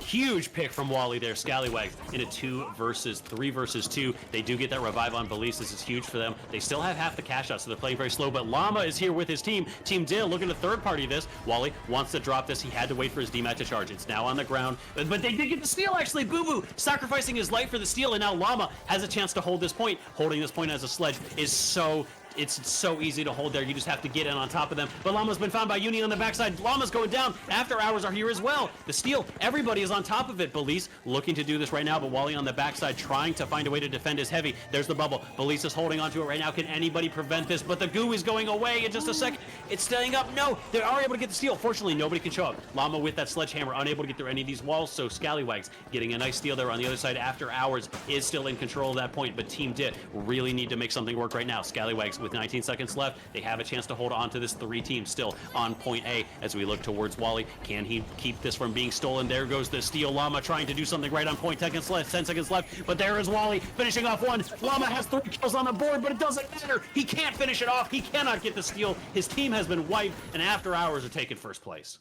by 1.5. Oh, what? This is an insane lobby. I love this. They are at each other's throats. It is a back and forth on every point. We're seeing 3 teams go in there, the diving on the cash outs, the back and forth, the steals. It is just mind-boggling. It is fast-paced. It is what I want to see when I watch the finals. And yeah, this is a great lobby. Well done to Uni and his team. They absolutely deserved that, but it wasn't by a lot, like Waltz pointed out, by $1,500. And looking at that as well, Llama, Spawns, and Bobo all with 6 kills. So we saw 6 bonks in there from Llama. And yeah, it wasn't enough to get them in there, but really sad to think that really just 4 kills could have brought them up there. Yeah, no, that was really, really tight from them. I mean, Team Disc still played really, really well. They did a really good job in the match. A little bit of 6-6-6 action there from them with the kills. So nicely played on their end. And they were really putting things together. They had some great retakes. Like you said, it was just a couple kills difference. And there's that 15 kills that, I mean, I guess at the end of the day, After Hours had less kills overall. But yeah, just both these 2 teams doing really, really good right now. Incredible stuff from them, that we see from both. So love to see that. But I did promise a cat, so we gotta show this guy off a little bit. And there I believe that you're putting the cat in as the caster. The cat is now the caster. It's not me anymore. It's him. So you guys have to. Meow meow meow meow meow meow meow meow. The finals. Meow meow meow. How did you know what he sounded like? That's amazing. Belize. That's incredible. Yeah. The one team not doing super well, unfortunately, that match was definitely Apes. Couldn't Yeah. quite. They kind of went up against Scallywags and Team Dia in equal measure, and just didn't quite have the edge on those fights. They're gonna have to find a way to put this together. We still have a couple more maps though. We still have 2 maps left in this series, so there's still lots of time. And the Apes, if anything, they are a creative bunch. I know they're mad scientists. They're always bringing out something new, double heavies, crazy stuff here. So a lot of I'm excited to see what they can put together. Yeah, me too. And I mean, Ape Squads have every opportunity to come back from this. We've seen them perform well. And yeah, Mad Scientist is the absolute best way of putting him, because I think that they have a lot that we just haven't even seen, that they haven't tapped into the weird or wild strategies that they might want to dig into when they've kind of been struggling just a little bit. But yeah, that is a very happy cat there, Waltz. Looks like he is enjoying that quite a bit. And hopefully he's enjoying the finals. Does he watch? Is he kind of your normal spectator for the finals? Or is this your new setup and you're trying to involve him more? Oh, he actually plays the games. I don't actually play. He plays the game. He's the one who plays. Just hit my platinum rank, moving up to diamond. And when I say hit my platinum rank, it's just that I turn the game on and he does the rest. Ah, gotcha. So that explains our 37 game loss streak. I get it now. I get it. That's what I was playing, unfortunately. My apologies, Rico. But that is enough about us just yapping. We're getting into this. We're seeing Seoul again. One of the harder maps in the entire game. Not construction. Yeah, and not construction either. So Spawn's already going down in that battle, but this will be quite a fun one to watch everybody get into it. I've said this a lot, actually. I think this is really good for Team Dia. Soul Construction, as much as people like it, is an absolute disaster for melees. It is just too hard to push that top point. There are too many long sight lines, and Melee can do practically nothing. So I'm sure Team Dia very happy right now with the map choice, but Spawns is going to go down. Uni's actually swapped off the M11, is currently running that ARN right now, or as Artie would say it, the assault rifle. Nya. A little bit of action from him, but After Hours looking to get a plug on B. They have to run through the rest of the team, though. Llama's actually down on the backside. Lasagna, is that an LH1 I see from Lasagna? I think so. It is different. People are really just playing with the loadouts today, and it's quite fun to see just because everybody's wanted to mix things up. Do you think that it's because of the stun rework coming in? People are like, we need to try to figure out what isn't in meta and how it might change, or maybe they have a belief that a buff or something will come in. But right now, we are watching as they set up on this cash out. This is the strongest cash out in the entire map, maybe even the entire game. They want to have control. It lets you see every advance that they can make. And right now, we do see that the Scallywags on the other side of it, of this sky bridge. So they are forced to now come over to this other area that is a very open area. And the pike in hand by Lasagna is going to be very lethal on the receiving end of it. And honestly, the Scallywags just need to regroup and just leave. And that's exactly what they're doing. You're right. Yeah, that is the pike, not the LH1. We don't see a lot of that either. I think they're picking these because of the map. I think with the long ranges, you can see exactly why Lasagna's bringing that. That range, that is over 100 meters right now, and he is still landing shots, keeping them far away. He says, don't even think about showing up. Get over to A, because that is where the fight is actually. Boo Boo goes down. Belize is holding on, opens up the wall, trying to make sure nobody's going for a revive.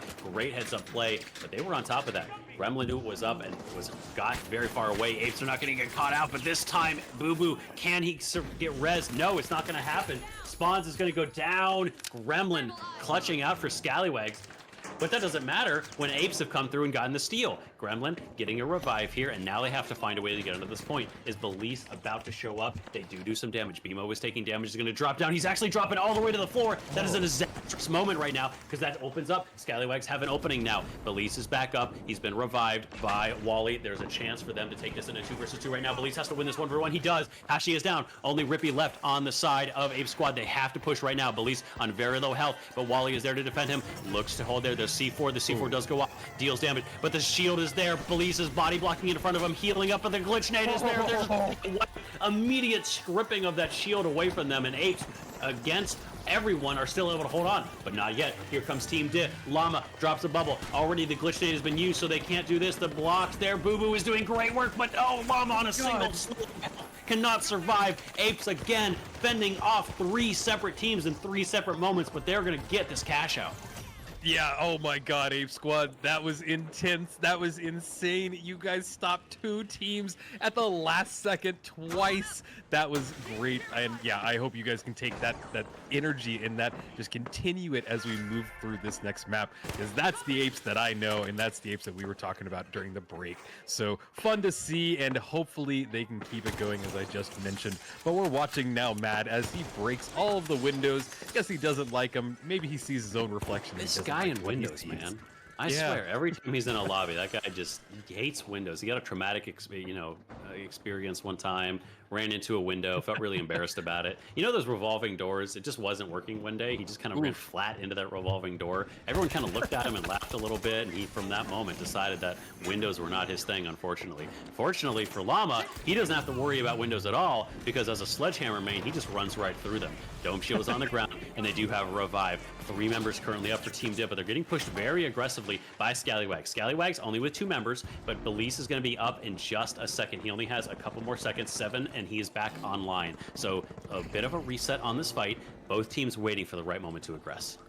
Yeah, this is the lull right now, and we are seeing as Team De is in the better position, I would say, but now the Scallywags are trying to get the height advantage. They know that they're able to spot somebody out, but they get spotted out during that advance, and they are known that they're on those billboards over there, so they're trying to regroup. Llama is getting closer to the cash out, which I think is the smart move. He's their last line of defense if the teammates die, and he needs to die on the point. His teammates did die, just like I just said, and now he's going to break a hole in the wall and try and get a little distance. He is going to lose this cash out, but it is more important that he gets his teammates back up. But with that said, he's also being chased. So if we go back to the top there, we saw that one of the Scallywags was able to chase him down, but Llama with the bonk, and it is a back and forth. It is now down to just Belize. He's the last person in control. It has been a back and forth disaster, but they can't spot Belize out. They're going to go for the steal and force Belize to push out and get this kill that way. There is a glitch grenade going off. They're trying to body block it, but I believe that they will have it as the Scallywags go for the respawn, but immediately they want to go for the kills as well. The Winchclaw pulls that off into a closer angle, and both teams are just struggling to find each other. There is a bounce pad, but they are still very well spaced apart. Only 2 people on the Scallywags, and they need to get in there, but there is Wally as he's going through the wall, trying to spot anybody out, but this is just ticking down. Nobody's really making a move here, but here it goes. They're throwing down the goo. They're ready to try and get it. This has bought a good spot for Wally to grab it. I'm not sure they can break through, but they spotted him from above. They climbed on the goo and were able to stop the steal. Well played by Team Dip. Oh, and that was such a disastrous play. Wally had the chance. It was only Llama left. Right now it's BMO versus Lasagna pushing after this pesky light, but here comes Team D looking to third party hardcore on point D. Can they take this? There's gas in the way. Boo Boo breaks that with the Cerberus on the backside, and there they're going for the steal. But AHS is pushing in very aggressively, cleaning up the rest of Team D. Team D cannot get that steal as After Hours successfully and firmly in control of Team D, of Cash Out D right now. BMO with a rest of Apes looking around to get a backstab onto the side of AHS, but he's getting pushed very aggressively. He can't find a safe place. Lasagna with that pike just keeps hitting him from range. He has eyes now, doing some damage to Lasagna in return. Heals come back in. Both members, both teams with full 3 versus 3, but there's so much damage going into BMO, getting some really nice damage on that point, also turning into Lasagna, but he's low himself. Both teams backing up. This isn't a fight that really matters right now. They need to just get out of here. On the low ground, Mad does jump across, and BMO looking to chase with the rest of his team. Where are they going to go now? This isn't construction, so now we look to the rest of the vaults, as 6 is really where the action is taking off right now. Actually, both of these vaults very, very close to each other. Gremlin's trying to run with that catch up. On the other side, BMO, again, taking umbrage with Team Did. There's not even a vault here. Not sure why these teams are fighting, but BMO is just pushing in very aggressively onto Team Did. Again, the vaults are on the other side of the map right now. They're just fighting for position. They just want these kills. Looking for that kill. BMO is dashing through the remains of this building And there goes Team Dale running for the vaults. They know where the objective is. They're playing that direction, moving with the rest of the group, and all the vaults are on the opposite side of the map. The vaults are so close. They're sitting literally 2 meters away from each other. These vaults on the other side of the map, right next to Cash Out B. Whoever gets that plug in is going to be a very heavy man. It's After Hours getting up to the high ground. As you can see in the background is BMO. Do continue to do damage. Still can't get a kill. Has the gateway up to the high ground, but he's running right into the rest of After Hours. Has to drop back down again as well. Both plugged in. One plugged in right now. The other vault has been returned to the other side of the map. Its kills are being traded back and forth. Yeah, this is just insane, and they do not want these cash outs to stack. They want to have them separated. They want 18K to be the only thing that is remaining, so they have yeeted Vault 6 across the map, and they are still fighting all over, back and forth, trying to get this cash out. This is where everybody is going to dive. They know this is going to be the end. Even if they got the vault, it wouldn't be enough. Mad having to retreat. He's getting that fire damage dealt to him, and sadly goes down in that fight. Here are the Scallywags as they try and go for the steal, but the cash out is just being dropped. There is so much chaos, and there is a Llama with a hammer trying to get a kill, but Llama goes down by Wally, and this Cerberus is just dealing so much damage, going through a glitch grenade, but the Scallywags got it through all of that chaos. Can they hold it? Because I don't think that there's many people of the Scallywags remaining. There is Spawns trying to get his teammate back up. We're down to the last 20 seconds of this cash out. Time is running low. Llama in it. They're trying to get a Bobo back as well, but they get spotted out, and there is Llama just doing bonk after bonk. But again, the cash out, that's the important thing, and Ape Squad are right on top of it. They don't know that Llama is right there, right behind him with a hammer, and he's diving on top of them. What is happening? I can't even tell. Scallywags holding control. Llama just dealing bonk after bonk, and an RPG kill. Sit down, boy. What is happening? That was just a killing floor. He just, like you said, they didn't know he was there. He just came crashing through that goo like the Kool-Aid man. What's going on? Just crushed all of them with that sledge. It didn't really matter at the end. Unfortunately, he wasn't in time to get that steal, mostly because the tempo was destroyed because of that fight that they had on the backside with Apes, which kind of threw them off. But yeah, so Scallywags with a really nice steal in the middle there. And After Hours, that is insane. 25 kills. In that match. The double medium light is really paying off. I think double medium light was kind of what they were looking for with the double light, but that little bit of extra health definitely paying off for them here. Yeah, it makes me wonder just kind of why they didn't go this way from the start, because like ever since they changed this, they've just been cleaning up. And look at that. I mean, 11 kills on Lasagna. And I know we spent a lot of time like focusing on Uni, but like Lasagna getting 11 kills as well. That is a team that is well supported. That is a team that is well composed. And yeah, if they're able to pop off like that, that is, in my opinion, somebody that, you know, needs to be kind of watched for potential sponsors here as we move towards kind of that happening more and more in the finals. And the flex potential, I think, is really impressive there. Like the willingness, and this is something I think we're going to see a lot. A prediction coming out from me here, looking towards the major.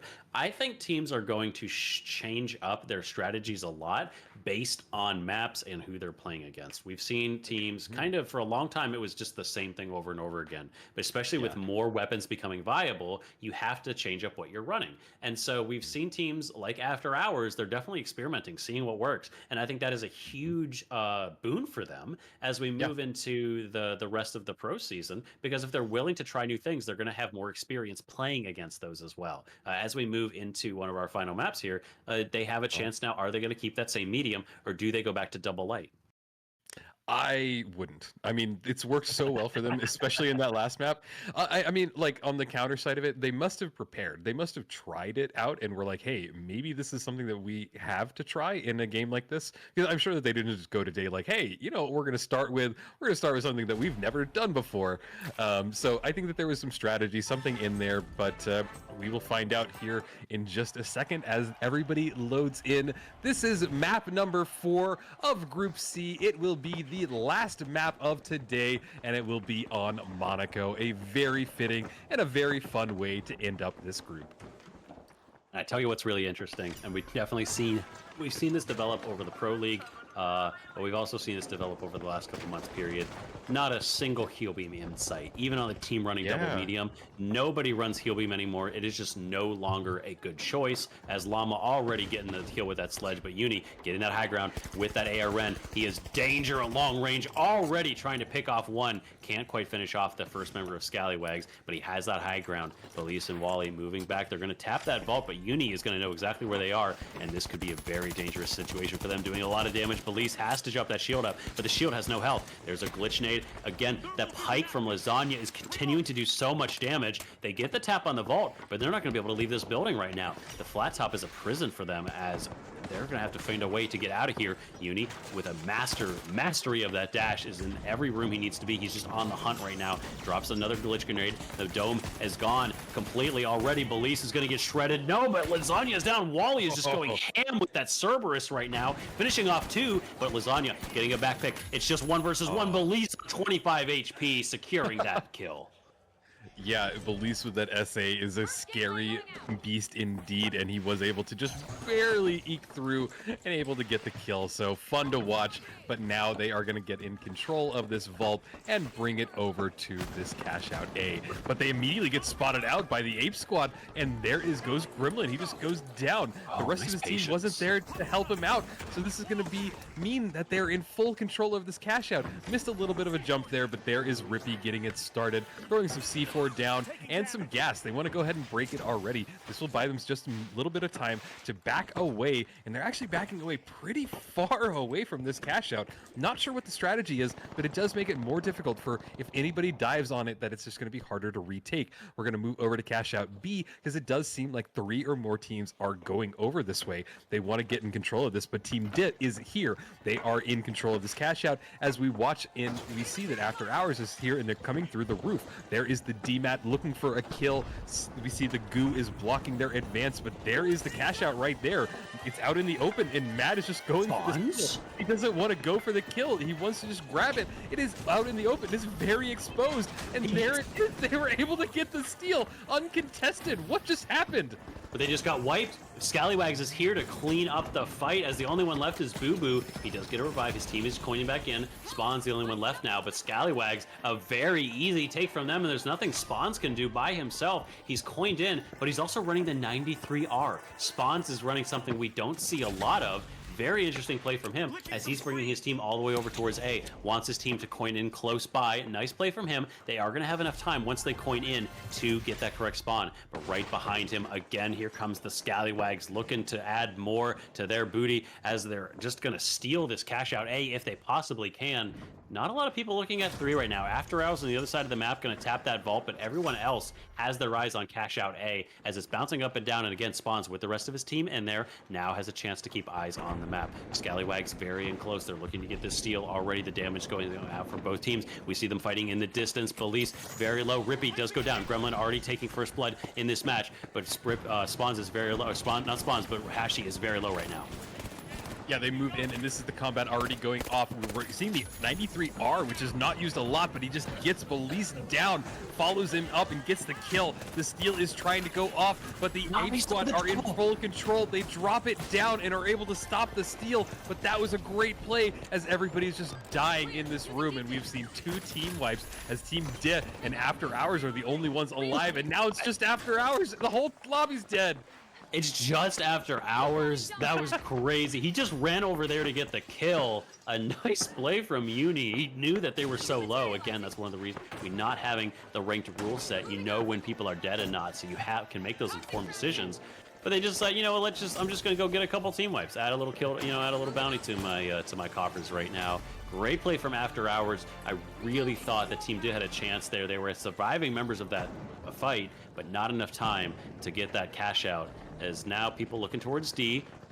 Looks like Team Dip used a winch. They brought that way out to the side after hours, caught a little bit unawares. Lasagna, and you need to turn around. Your catch out's being stolen. He's just completely not looking at the point. Team Dip gonna get a completely free steal. Uni doing damage on the side, but Mad's down. Spawns with that 93R is gonna take out one member after hours as Uni and Lasagna on opposite sides of this fight right now. They might be able to turn in a crossfire situation. Llama winching this point in. He's winching that cash out higher towards the thing. Boo Boo is down. So again, Spawns is his two-man squad right now. Spawn's going very low. BMO is on the backside looking to finish off Llama against two. He can do nothing. The Apes are here, and the Apes are looking for a conversion. Spawns is once again the only remaining member of Team Dib, but there's two teams right now thirsting and looking at Cash Out D.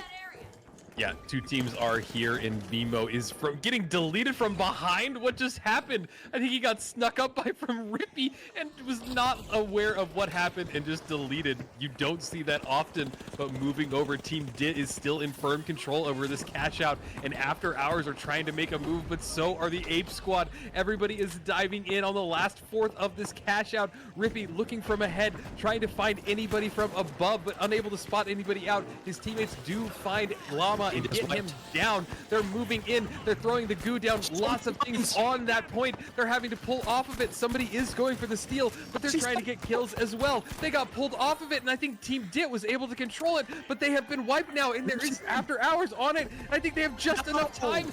No, not enough. Just barely, as Team Dit is able to control it at the very last second. What an insane fight. Team Dis surviving for so freaking long in that fight and just barely holding on to that cash out as Hashi was unable to get the steal on a sliver of health. Uni finishes him off but can't get the steal back. They're going to get the tag on this vault, but on the other side, C has already is very, very close to being finished up by Scallywags. They were uncontested so far, and now there's only about 40 seconds left. The cash out appearing to be mostly ignored. Doesn't look like anybody really cares about. No, I speak too soon. Here comes Apes looking to grab this. They know exactly where they're set up. Everyone sets up in the same place on this. There's a quick gateway from Scallywags, getting themselves to the other side of this fight. Nice movement from them. Nice preparation on the defense, and now they have the goo walls in the way. But the cash out's been winched in very closer. Hashi and Rippy looking to set up their own goo walls. Is there a glitch grenade? Dome is down, shield is down. There's the glitch grenade falling onto the point. Police gets wiped, but he's able to delay it. Rippy goes down as well. Only one member left. It's BMO versus Gremlin. Light 1v1. There's still enough time as he jumps right now, but no! Gremlin finishes it off with a nice pick, and Scallywags holding on to this cash out. Yeah, the Scallywags did great in holding that off. They bought just enough time, and then Gremlin getting that final kill at the end. That's a great way of putting it. But we're now moving over as Mad tries to bring this vault over towards Cash Out A. Cash Out A will be a good spot. This is also known as Grandma's house, so Grandma will get to see some explosions as her house gets destroyed in front of her sad eyes. But we are now watching as the Scallywags set up and get ready to defend this, but immediately right off the bat they are going for the steal. This is a good spot for Belize to be in. He's gonna get it. Oh my god, but the DMAT wall closes in front of him and he's unable to hold the steal. Wally now going for it as Lasagna and Uni are outside just looking in, ready to dive in as soon as their other teammate is there. But again, this is now in control of the Scallywags as we move over to the other vault. I'm not sure if they're gonna try and get that into B or even if they have enough time. They've got about 30 seconds to get that plugged. Otherwise, they're going to have to bring it all the way to A or just leave it be. Oh, they're definitely going to have time for this one. Spawns has a hold of it with that dash, and he's going to be able to get a plug. So Team D, very strong position from them. They have a chance, actually, for enough kills to get a first place. Scallywags still in firm control of A. They're setting up on the opposite point. It looks like Mad's going for the steal, riding that cash out down. He's a couple seconds away. Wait, they have to delay it. Yeah, they have delayed it for now. Seconds away from this steal. Only two left on Scallywags. Looking to deny once again. Going for the defib. He hits it, but he has to prevent this steal. Cerberus shot twice. He takes him down. Mad is eliminated. Only one left. It's Lasagna and the Uni. They have coined in. Uni is doing chaos on the other side. He's just taking one out. Wally, the last one left on the Scallywags. He goos it off, but the cash out has been held for now. Lasagna and Uni looking to take this. The steal has been started, but Wally, can he prevent this once more in a 1 versus 3 until Gremlin gets closer? He's edging in, looking for the moment, looking for his time to shine, but he doesn't push in, actually. After Hours going to get this. He chooses a moment to go in, but it's too late. He's down. Now a 1 versus 2, though. Mad, he did enough damage, so he's getting pushed now. Scallywag's fucking aggressing on Mad. He's down. Can they get the retake? Yes, Scallywag's still in control of this point, as all of After Hours have been eliminated. Now on the other side of the map, Team D holding on to this point, 13 seconds left. It doesn't look like they're going to be there in time. This is it for the Apes. They're going to take a distant fourth, unfortunately, as they try for a last-second steal. Rippy is holding on to this. Wait, is he actually going to get this? There's no way. Last moment, he gets taken out. Might have had a Hail Mary steal, but Team D and Scallywags dominating the match. Yeah, dominating the match is indeed the best way of putting it. Looking at the scoreboard from first, second, and then to third and fourth, there is a noticeable gap in between these two teams. But yeah, that was wild. That was intense. And look at the scores again. I've mentioned this nearly every map between in Group A and now in Group C, that these scores are close. Yeah, we can look at the Apes at the bottom, and they didn't have as many kills, but at the same time, they didn't have none. We aren't looking at somebody with like 0 or 1. They were still out there. They were still fighting. And it's just, to me, it just screams that this was a balanced lobby. We saw a lot of things just going back and forth, but looking at the cash totals, it is very kind of evident which two teams came out on top. Yeah, really, really impressive stuff from them. Scallywags going from worst to first lately, man. Like, this was something I was wondering. I wasn't quite sure how this team was going to perform, but when they had that shakeup, Burger Boys and Scallywags both kind of falling apart at the end of Split 1. They turned around, Belize jumping in with the remnants of the team Scallywag. They have put it together. These last couple play days, they have been on fire. This team is finally making it work. And while they are in 11th place right now, if they can keep putting up performances like this, they might have a chance to claw their way, especially if the other teams around them are not doing well. They have a chance to maybe make their way into the upper bracket for those playoffs, and that is going to matter so much. Yeah, I honestly think that it's going to come down to or not tomorrow, but Saturday's games. Saturday's games are going to be some of the most intense games that we have seen all league so far. I am excited, and yeah, I hope you viewers are ready and going to be here on Saturday, because it will be the final play day of this league before we move in to the post, I'm sorry, I'm losing my train of thought and brain as we move into, what are they, the quarterfinals. And yeah, so it'll be really interesting as we kind of go into the next round and we move into 3v3s. But yeah, Walt, today was just wild. Today was fun. I still stand behind Group A was just tons of fun. Group B was kind of a little bit different, with maybe a monster in the lobby, and then Group C was just as fun as Group A. But what are your thoughts over the teams that we just saw today? Incredible games. I think what we can say is that even the teams that are on the lower end of our scoreline right now, as we are getting our scores updated, even those teams that are on the lower end are incredible at the game. I mean, there are no slouches here. Even the teams that have kind of been struggling clearly are a step above the people you're playing with normally. It is really impressive to watch these people play, and something that we're going to definitely dive into. As you mentioned, Saturday is our final play day, and then from there on we start getting into the playoffs, and we're looking towards the interregional championship. So a lot of big stuff coming up. This Saturday is the final play day to really kind of put things together, which does mean that we're going to have a break. So next Wednesday, we are going to have a break. There's not going to be games next Wednesday. However, Rio, you, me, and Burrito are actually going to do a live episode of The Vault, where we are going to break down everything that happened in the play days. We're going to talk about the top teams from these NA and EU regions. We're going to talk about exactly who we expect to pop off. So we actually have a giveaway for you guys. Again, 1,000 multi-bucks giveaway. To enter the giveaway, you're going to put in The Vault into the chat. Put in The Vault, kind of in honor of the podcast that we're going to run next week, and you'll be in the running for 1,000 multi-buck giveaway. Yep. So just type it in, and also feel free to come check out our podcast over on YouTube. Just search the Finals Vault, and you should be able to find us. We do interviews with players, we do interviews with people in the scene, content creators, and just everything the finals. We break down what's happening in pro leagues. There's even a video that Waltz posted last week that kind of talks about the recent shakeups that we've had. So there's a lot there, and Waltz and I are really trying to pour our hearts and souls into this project. So come check it out. And as Waltz said, we will have a live filming on Wednesday where we talk about everything that's going on to really build your excitement as we move out of this stage. And I tell you what, talking about things that are progressing in the match, Scallywags went from 11th at the start of the day to 8th place. Ooh, look That at is a that. glow up if I've ever seen one, putting themselves into a really, really good position. Not a ton of changes, although the Blowers moving up a couple points. They had a good performance towards the end of their group, and other than that, everything is pretty much the same. First through fourth remain unchanged from the beginning of the day, and the bottom few, Oni Legends, again, they are still at the bottom, but they have caught up to 200 MS a lot, so they have a chance to put a little bit of distance there. Those are our big changes. Those Scallywags making some major jumps, and both Blowers and Ape Squad climbing the ranks just a little bit because fourth party Cashbox not having a great time.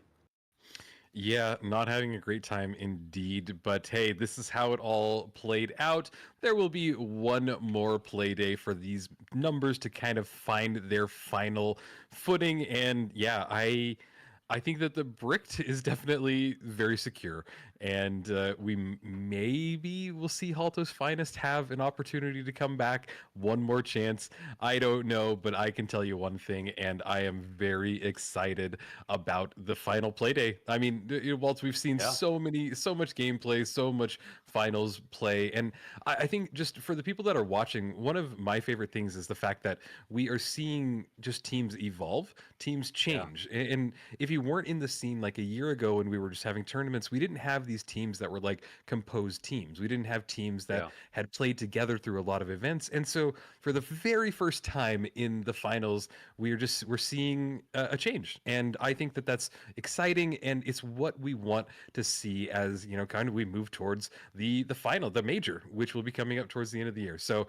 just a lot to be excited about, a lot to kind of look forward to. And yeah, just shout out to Pro Hubs, Pro League, everybody in there, Burrita behind the scenes, running the camera, organizing everything. Can't give him enough of a shout out because he is truly kind of putting so much of this scene on his shoulders. So thank you everybody for watching. And I think that we picked a winner. We did a little random spinner, and yeah.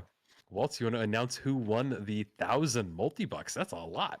That is a lot. It looks like the Sleepy Sheepy is the one who is going to take this 1,000 multi-bucks. Congratulations, Sleepy. We're going to get in contact with you. Production will reach out, and we'll make sure we get you that 1,000 multi-bucks. Everyone else, thank you for watching. And so that's going to be that 1,000 multi-bucks. But you're right. This has been a lot of finals that we've seen so far. We're closing up at the end of our group stage, but there is so much more left. We have the playoffs still, where these regions are going to battle out, moving into those interregionals. So I am excited to see how these teams further evolve. We're going to move from that 4-man cash out to two team 3v3s, and everything is going to change. It's a really interesting format. It's really exciting. So any last thoughts as we kind of wrap up the day, Rio? What was really exciting about today for you? What was really exciting is I felt like all of these teams came ready and they wanted to fight. They know what's at stake. They know that the rankings matter, and they don't want to be in that bottom bit. So it was fun. I don't think that I've seen these teams play like they have. And yeah, I had a fun time. Waltz, I love casting with you. You're great at really breaking down the analysis of what happened. And I just think that the NA side's a blast. If you guys haven't watched any of the games, there's so much out there and just really a lot more fun to come. So with that said, we will be wrapping up, and more games will be coming on Saturday, and then followed by Wednesday, the live filming of the Vault. But I am Rio and joined by Waltz, and we will see you next time. Thank you everyone for watching.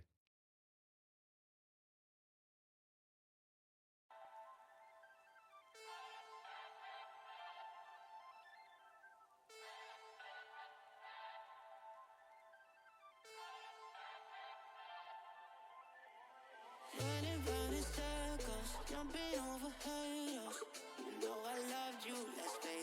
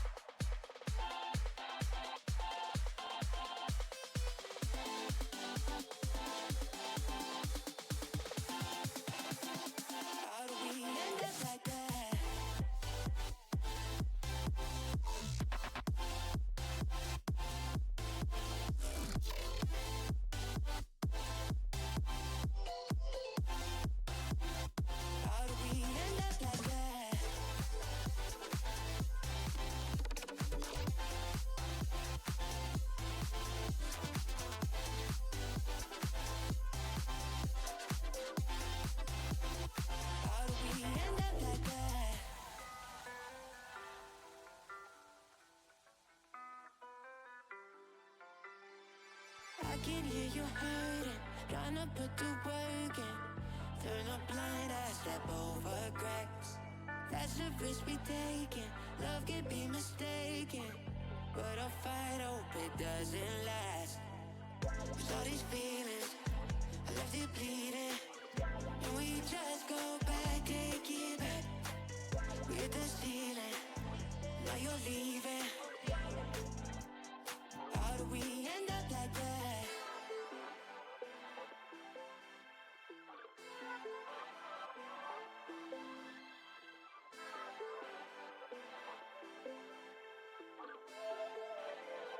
How do we end up like that?